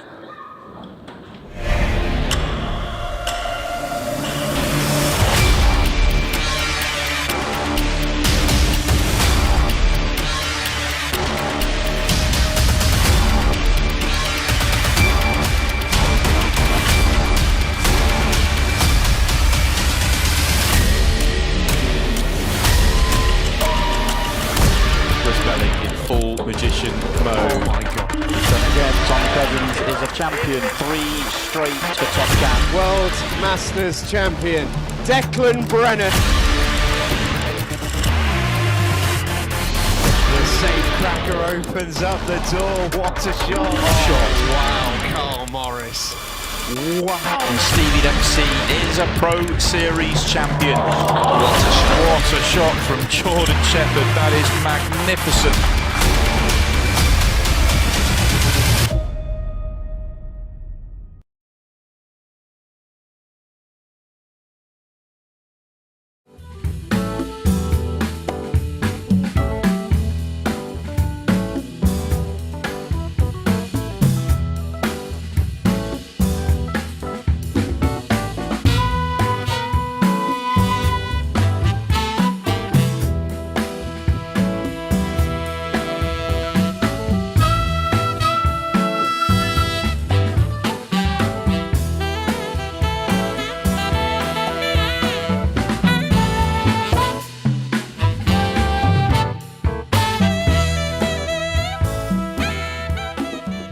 ...2023 with Ultimate Pool is only getting bigger and better. The Pairs Cup returns to Monday nights with Gareth Potts and Mark Selby seeking to defend their crowns, along with some more blockbuster pairings new for this season's tournament. The Players' Championship begins and runs all the way through the summer weekend as the Ultimate Pool pros battle for supremacy in this long-form competition where the cream rises to the top. We've also got the return of the mini-series in July as the women and seniors get their chance on the main stage. In the autumn, it's the beginning of the Amateur Championships as we bid to find the UK's best amateur player in this one-of-a-kind competition. We'll finish the year with 2 more Ultimate Pool Series weekends, thousands of hours of live action with live tournaments every single week until Christmas. 8-Ball has never looked so good.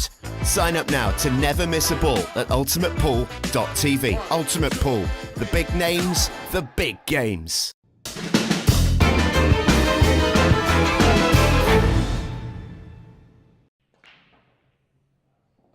And the balls fly in.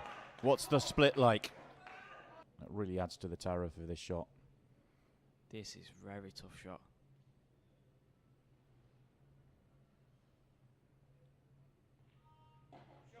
What a shot from Declan Brennan. Gives him the chance to win the title. Now has to hold himself together. They are all there. He's lash yellow with a nice angle to land on the 8-ball because he's still a little bit covered at the moment. He has more room than it looks on the camera angle. As a hush comes over the arena.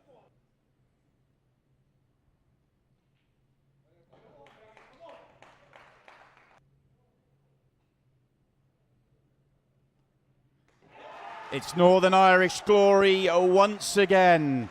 Last year it was Rona McCarthy. This year it's Declan Brennan.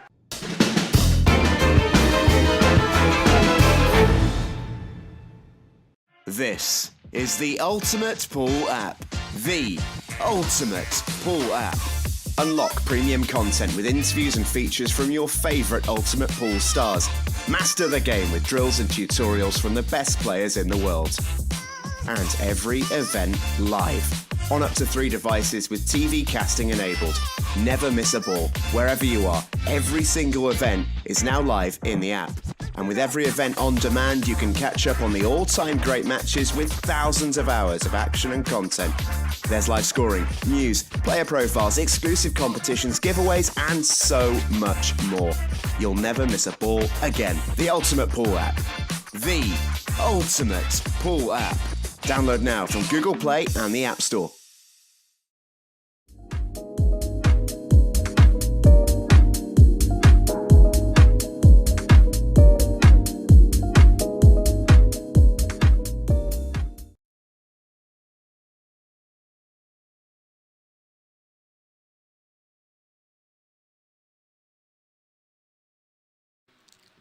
Now joined in the studio by Michael Frain, who's just won a point in the first match. Michael, congratulations, point 1. Thank you. How was that first taste of it out there? Nerve-wracking. Absolutely nerve-wracking. I didn't know what to expect, but yeah, it's not nice for the first time. Got to talk. What a start, though. Let's start with a golden break. I mean, is that something that happens a lot for you in practice? Because it's obviously front ball as well. It doesn't. No, I literally very, very rarely get them. So yeah, it's an absolute dream start to settle the nerves. Yeah, obviously you won. You had 2 of them as well. Yes. Are you aware that there is a prize for the most golden breaks in the competition? So you set the tone quite early. 3 is the mark at the moment. Toby Bolt has 3. You've got 2, but you've got more matches to come for sure. We'll keep on trying. Keep on trying. But to be honest, joking about the golden breaks aside, you actually were crunching the break. You were getting through that really, really well. Yeah, I've been practicing obviously that back at home, just getting them balls as open as you can, just to give yourself that chance. So obviously you walk away with a point. There was some good moments in there, some tough moments in there. You know, are you walking away just thinking about, positives? I've got a point. Move on. Yeah, completely. Like I say, first time here, so I don't know what to expect. I knew I'd be nervous to start. So yeah, to come away with a point on my first game, I'll certainly take that. Yeah, absolutely. And maybe could have stolen it in a way at the end. That was a good break. Good, sort of not the worst chance, to be honest. I just left myself too straight on that bottom red, and I had no angle to do anything. So I've just tried to force it a little bit, but yeah, not to be. I guess it's one of those, move on, take the lessons from it and go again, because you've got plenty more matches still to come, and we're straight underway with our next match as well. Michael, thanks for popping into the studio. I'm going to let you shoot on, because I know you've got another match coming up pretty quickly as well. Congratulations on that, and keep up the good work on the breaks. We're going to certainly be keeping an eye on that golden break, and I can tell you right now that Toby Bolt's probably keeping an eye on it as well, because he's thinking 3 might be enough, but you've got every chance to catch him and go beyond. I'll certainly give it a go.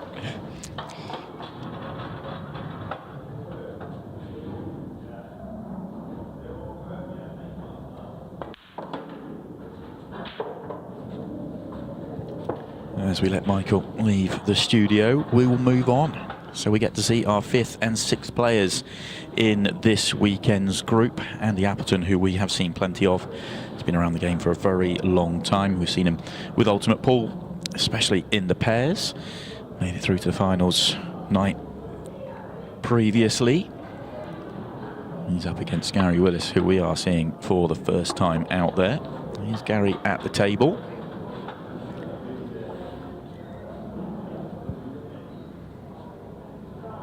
And Gary has a lovely chance to start strongly here.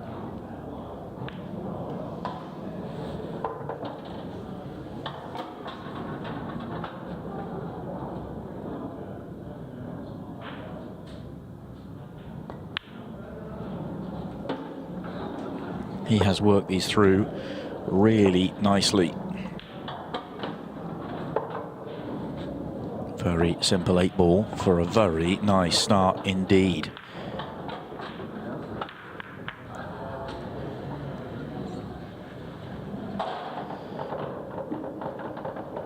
It's our 2 oldest competitors in this weekend's group battling out in match 3 here.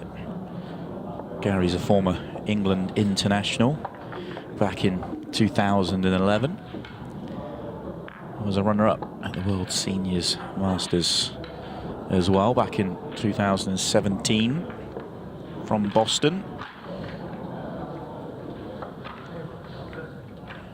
And he has really taken to this arena quite nicely. We saw in the previous match it's tough for players going out there for the first time, but Gary looks like he's at home. Very smooth start for him.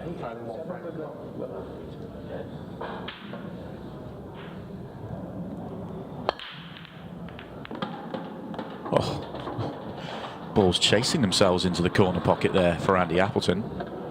Amazing break. An unusual break as well, something we don't see too much of, a very wide front ball break. So he's not hitting the second ball down, he is hitting the front ball.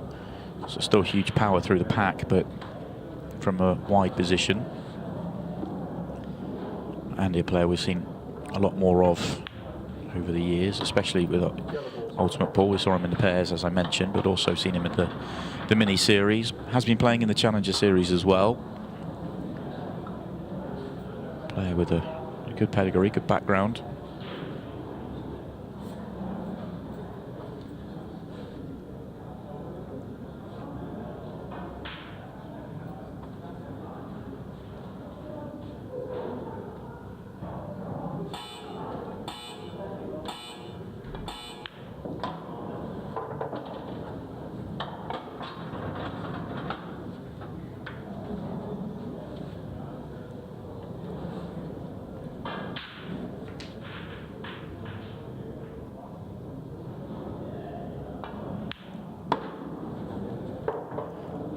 A little bit short. Yeah, not happy.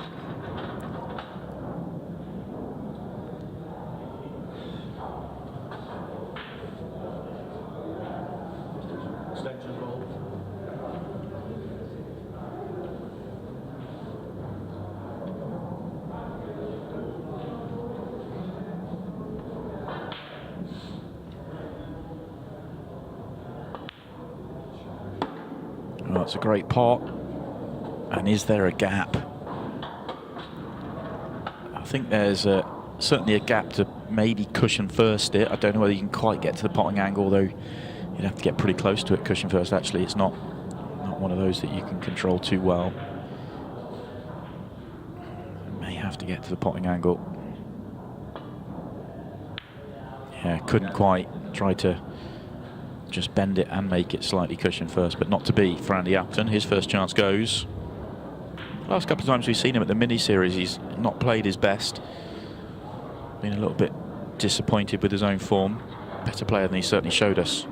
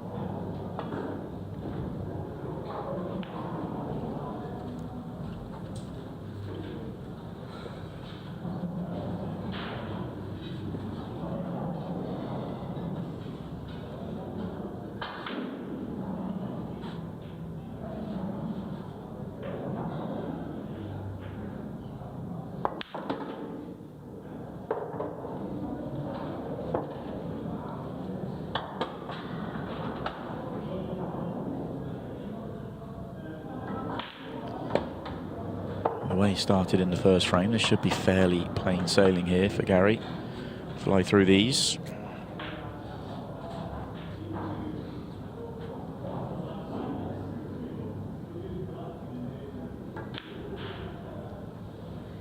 Commentator's curse, or it's just going to fall in.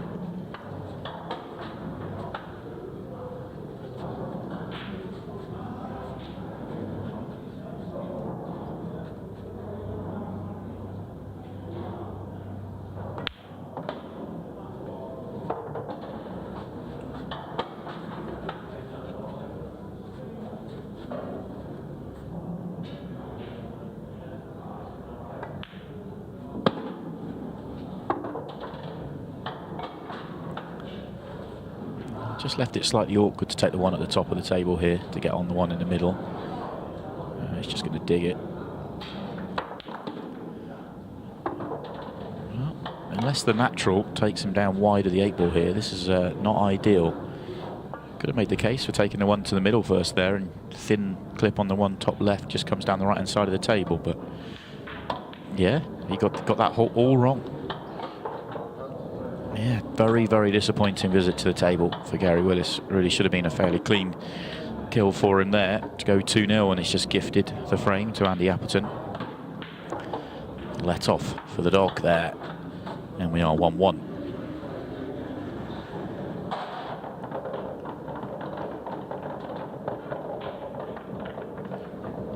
Mention that Gary's been an England international back in 2011, or Andy Appleton has been an England international for 39 years across a variety of different categories. Amazing international career for Andy. He's also playing on the Challenger Series this year. His best run actually came at the last event. Made the quarterfinals of Challenger Series 8, which finds him currently in 47th place in the rankings. I think Andy would probably say that's a slightly disappointing year. He knows at his best. He's can certainly compete and win challenger titles.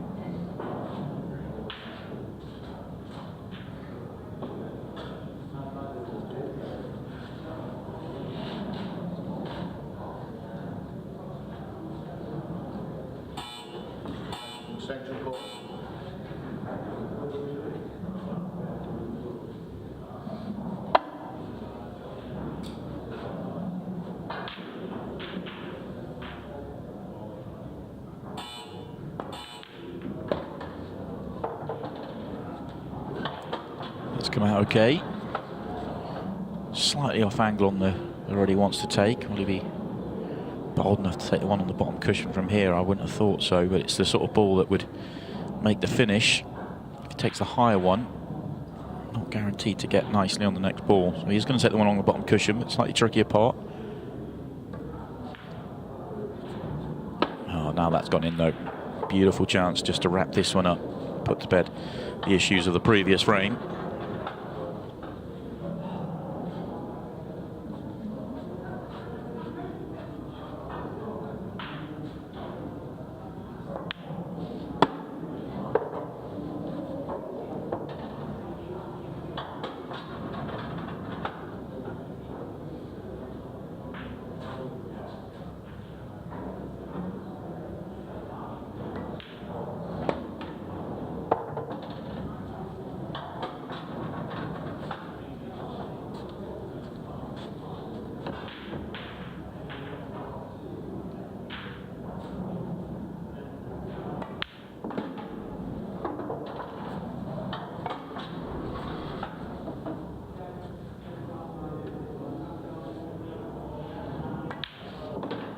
Very nice indeed from Gary Willis. Very, very good.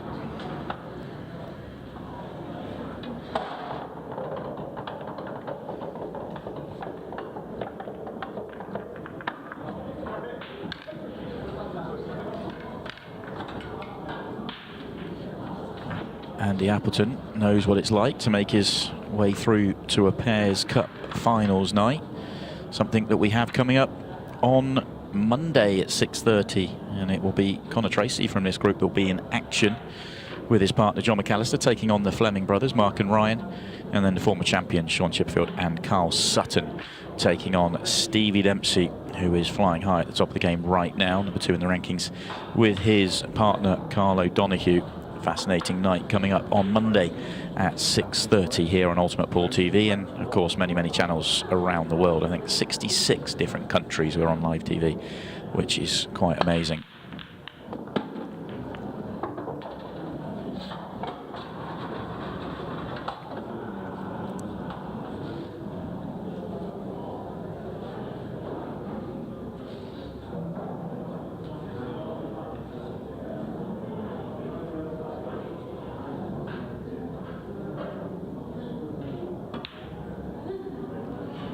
Slightly tricky opener for Andy.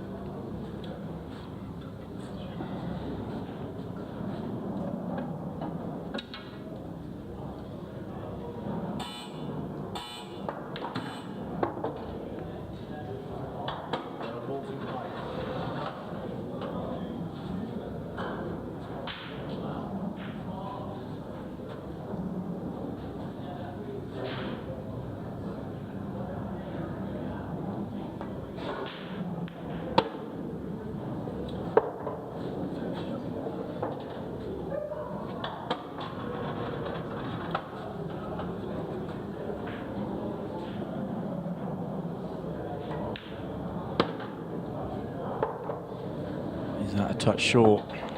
I think he's just about okay. He wants to just pop the yellow into the pocket. Dead weight, leave the... Yeah, he could have done with being dead straight. It was okay. Able just to hold. I don't know if he was playing for the yellow bottom right, which is why the slight shake of the head there.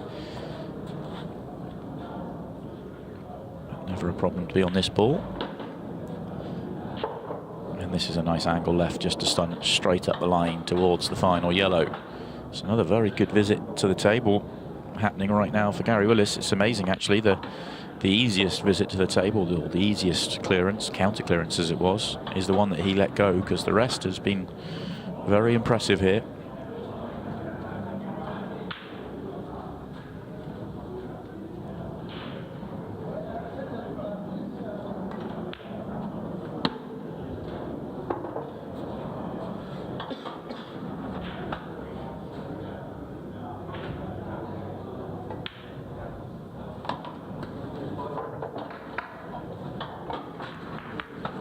Very smooth start indeed. Another excellent clearance. 3-1 is the advantage. Race to 6 here. Halfway to the winning mark then. If you are just joining us on Facebook, YouTube or on Ultimate Pool TV, we are on match 3 here at the Amateur Championships Week 3. We've seen victories for Connor Tracy, the #1 player and favourite for this group, over Dylan Mitchell and Michael Frain and Jack Malloy. All square, 4-4 in their match. Gary and Andy are the 5th and 6th players in this group. All 6 players will play each other through the course of the first day and a half. Once they've all played each other, top 4 in the group table will go through. They'll do it all again, play each other one more time in a group of 4. Top 2 then go through to a group final tomorrow night. This will be your final match on Facebook and YouTube. If you want to carry on watching, then make sure you sign up to Ultimate Pool on Ultimate Pool TV. Use your promo code AC2, get a discount on your first month. There is plenty going on with Ultimate Pool over the course of the next few weeks, especially Pro Series coming up next week in Blackpool, the Pairs Cup final, mixed pairs, Clash of the Titans, and then moving on to next year where we just have major events pretty much all year long. Well worth your subscription.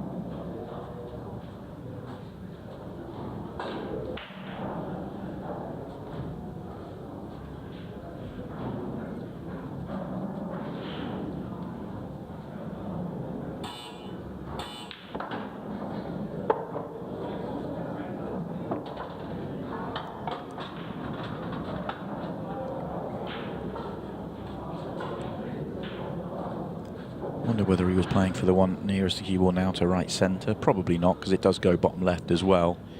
Would have helped to get that one out the way though before playing this shot. And that's landed really nicely on the left hand, one of the two yellows to the top left. And the reason I say that, imagine if that other yellow was out the way now, it would just make things a little bit easier, but not really a problem having it still there. That wasn't the best of shots though.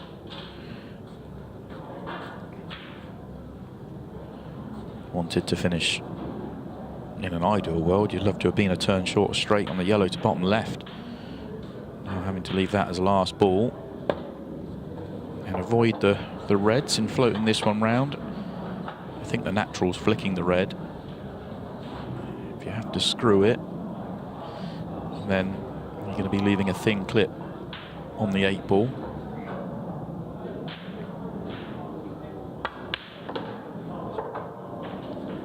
That's what he's elected to do.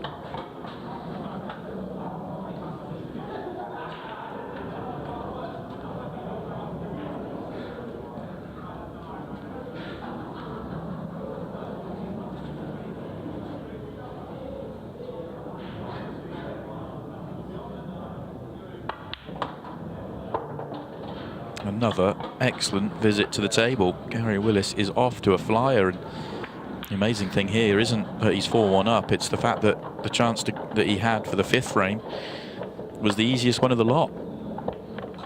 An amazing start.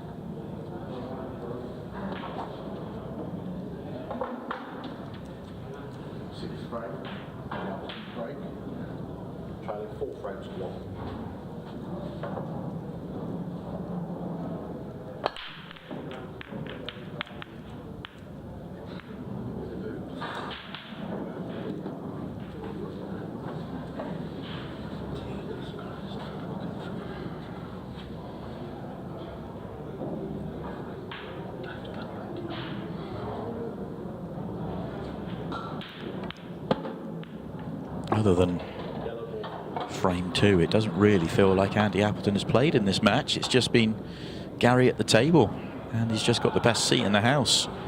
And here he is again, another opportunity, this time off Andy's break.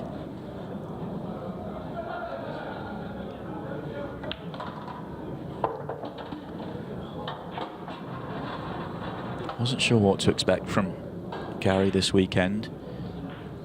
One of only 2 players in the group that not to play on the Challenger Series, and so therefore not seen a huge amount of him in the past, but very, very strong start to this group.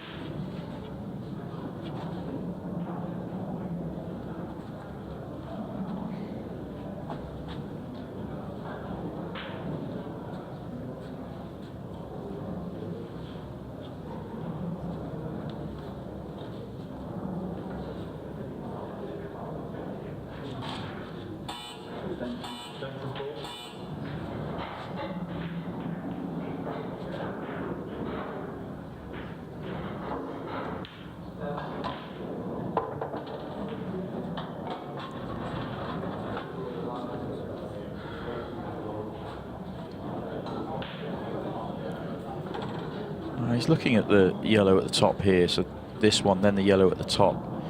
I'd be tempted to get rid of the one over the pocket and just try and get the cue ball back out, because if you take the yellow from the top from anywhere, you'd be on the 8 ball. This way's fine if you land nicely on the one over the pocket.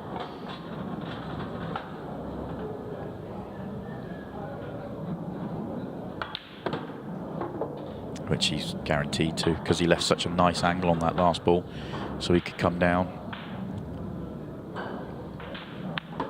Really nice route in the end, very well worked out and made to look all very simple once again.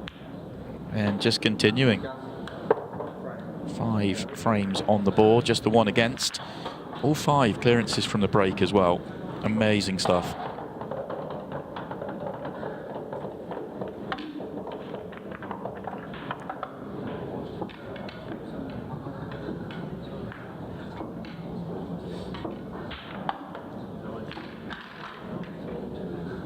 It's one thing getting good opportunities, it's one thing having chances off the break, but he's picked together pretty much just really nice patterns all the way through to try and keep the game as simple as possible. It feels like we haven't, in all those clearances, we haven't really seen him have to play a shot or do anything too clever. It's just been very simple stuff. The only one he actually got in a mess with was the counter clearance where everything was wide open. Oh, and he's going to finish it all with a golden break. Unbelievable match. One of the best matches we have seen in the Amateur Championships, no doubt about it. A brilliant performance from Gary Willis. Andy Appleton was all but a spectator in that match. The only time he got his hand on the table, he actually won the frame. It wasn't the cleanest of wins, but he got the win on the board. But all the other frames, either a clearance from the break or the golden break to win it. Amazing stuff from Gary, and a great start for him to the Amateur Championships this weekend. We've now seen all 6 players in action. 3 matches have come and gone. We've got 3 more coming up here in our early afternoon session. We'll be back tonight with 6 more matches before we turn our attention to the more serious business tomorrow, where we go down from 6 to 4 to 2 to 1. And that is all to come tomorrow. If you are watching here on YouTube or Facebook, we'll be leaving you very shortly indeed. Make sure you use your promo code AC2 to get a discount on Ultimate Pool TV, and you can continue watching for the rest of the weekend.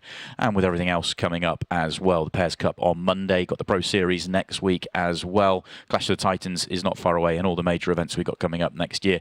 It's well worth your money. So if you are watching on Facebook or YouTube, we'll say goodbye to you now. And if you're watching on Ultimate Pool TV, join us again after the break.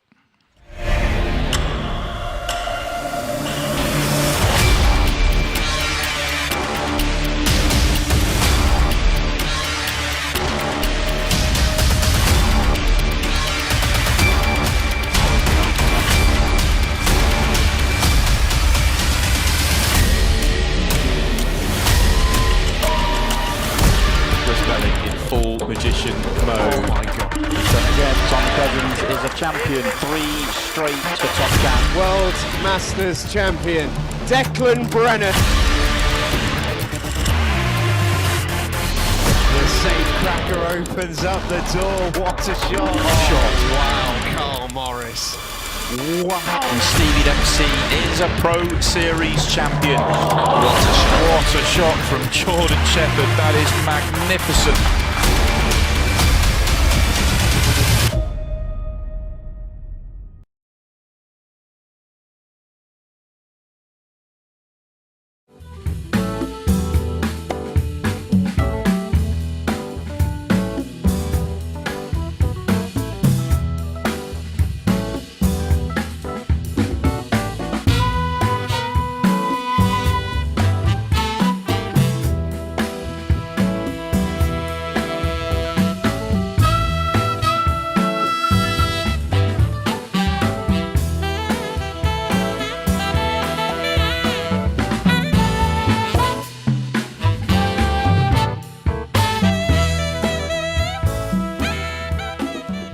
2023 with Ultimate Pool is only getting bigger and better.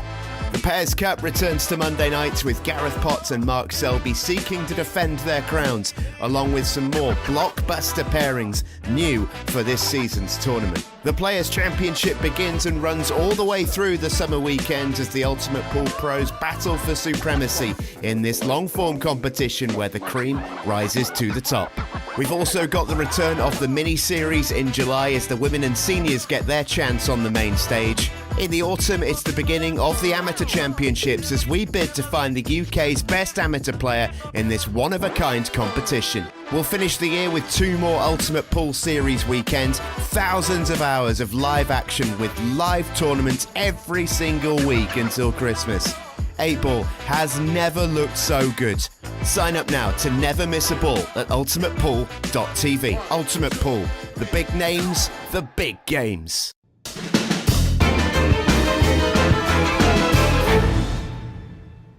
And now it's in Potts and Selby's hands, and it is wide open. Well, these are the margins that we operate on at the top of any sport, and make no mistake, these 4 are at the top of this one. Mark Selby may have spent several years away, but still absolutely world class.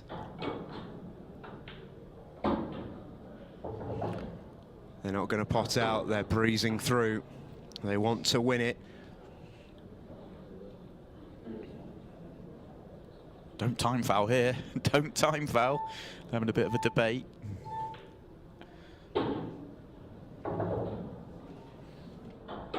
Here we go then.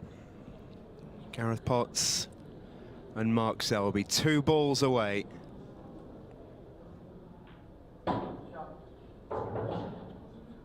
He's left him pretty horrible on it. That's about as bad as he could have left it on it. But if ever you needed someone to pot you a ball, how about Mark Selby? Never doubt.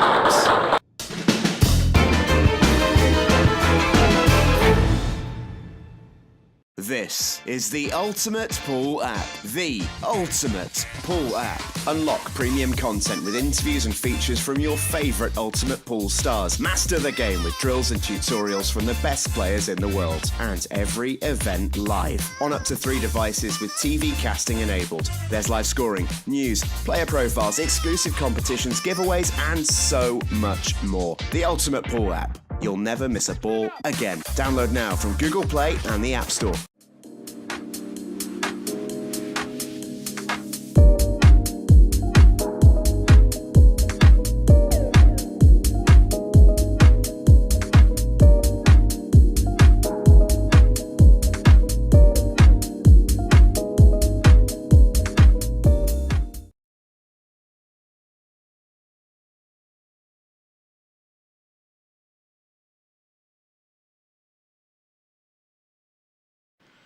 Well, welcome back into the studio here at the Amateur Championships. What a performance we have just seen from Gary Willis. That was amazing. Congratulations. Thank you. What a start to your Ultimate Pool journey. That was amazing. Play well. Yeah, I expected better, really.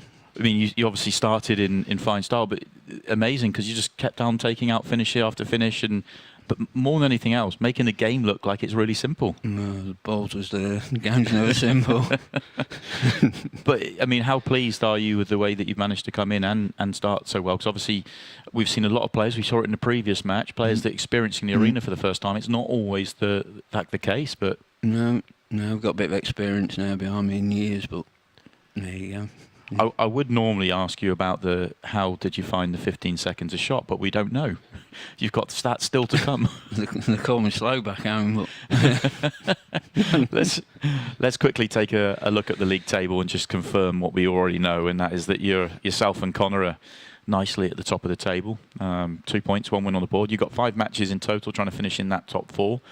I guess if you keep putting performances on like that, you'll be fine, but hopefully, I guess long way to go just yet, but a fabulous start. I mean, coming into this, what was your...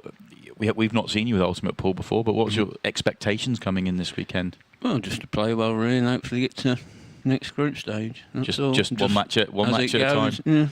Yeah. keep it all that sort of simple stuff, just to keep keep putting the performances on. That was it felt like Andy was just a spectator out there. Yeah, he'll have better games. Yeah, he'll have. He will, but obviously we will see you out there plenty more times throughout the weekend. We're all really looking forward to it because that was such a fabulous performance. But how many of the players in this group have you come across before? I've come across Michael, he don't live far away, to Frain, and I've played Jack once, I think. And that's about it, really. Well, we look forward to seeing you back out there. We're already underway with match 4 for us here. Jack Malloy and Tracy are back underway. We'll let you go because you've got another match coming up very soon. But congratulations on a fantastic performance. Already looking forward to seeing what you can do in the next one. Cheers, thank you.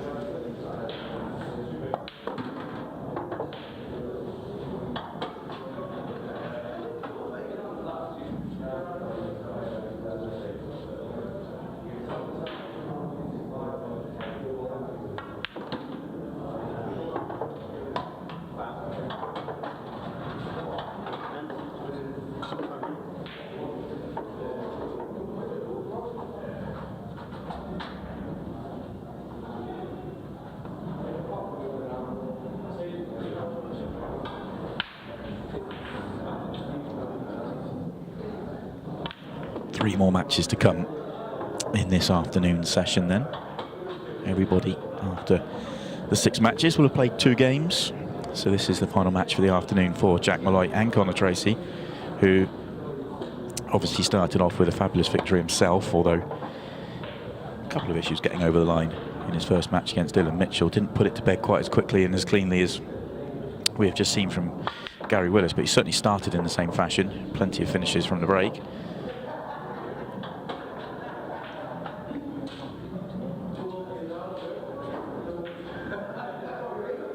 He's got an opportunity to start quickly here as well.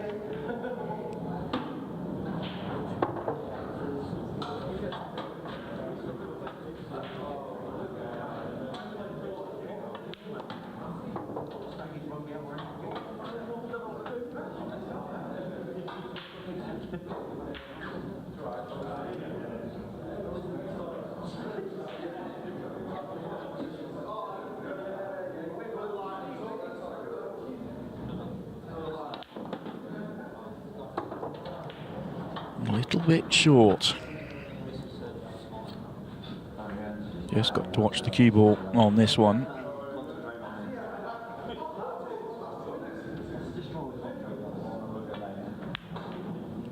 Beautiful, lovely cannon. Very controlled. And a very nice start.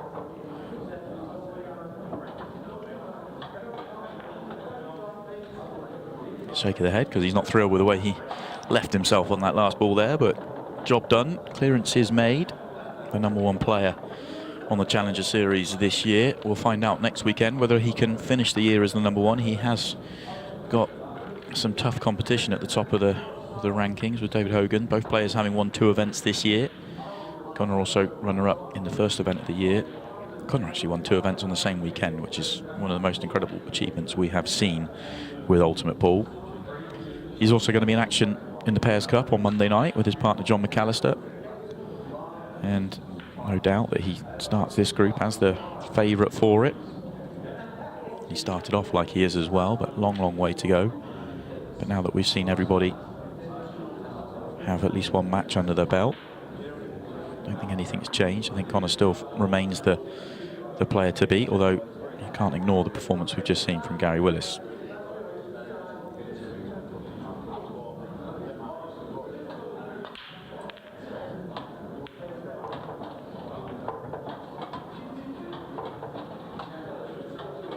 Fabulous break from Jack Malloy. Was edgy, you'd say, in his first match, first taste of this arena, and just struggled a little bit out there to settle in. Made some strange decisions and missed a couple of pots that you just maybe would never expect him to miss, and possibly that was part of the reason for a couple of the decision making. It looked like he was a little bit low on confidence, but still managed to walk away with a point.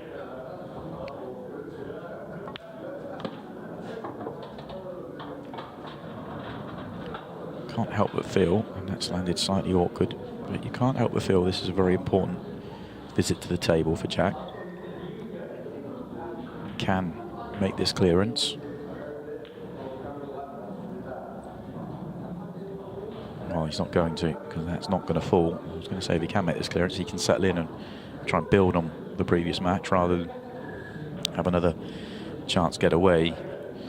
Good news for him is, though, that the layout here on yellows is pretty horrible. I don't see how Connor's going to do anything aggressively or defensively.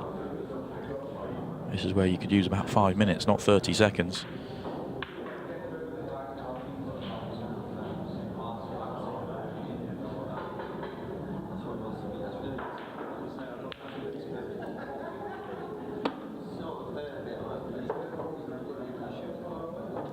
Well, does get that one to fall. What sort of angle has he left?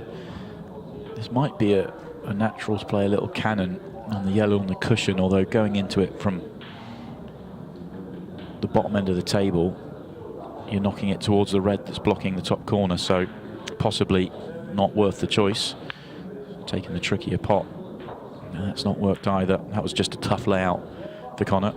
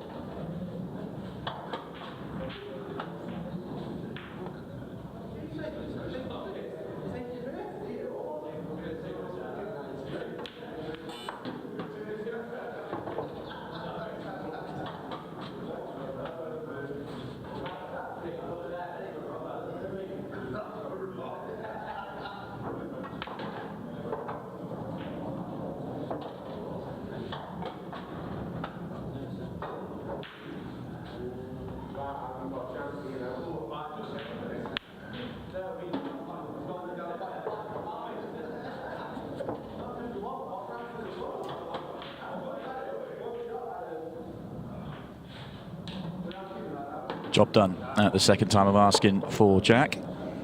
And nicely on the board. Not one that I think Connor will be too disappointed with. Speculative effort to try and steal one away. Sometimes you get those sort of frames where the layout was pretty horrible on his colour set and there was no safety options, so tried to make something happen.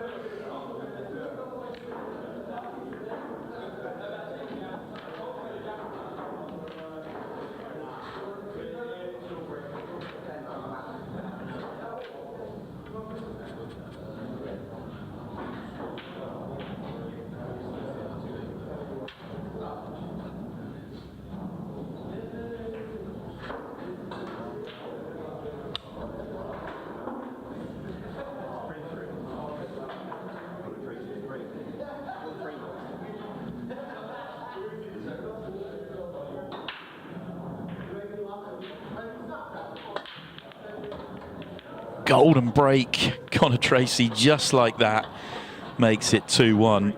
Incredible. And I have to say, Jack Malloy is not enjoying the experience of the golden break in the arena at the moment.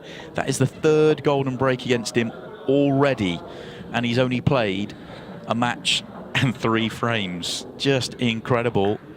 And, well, amazing. And Connor is 2-1 in front.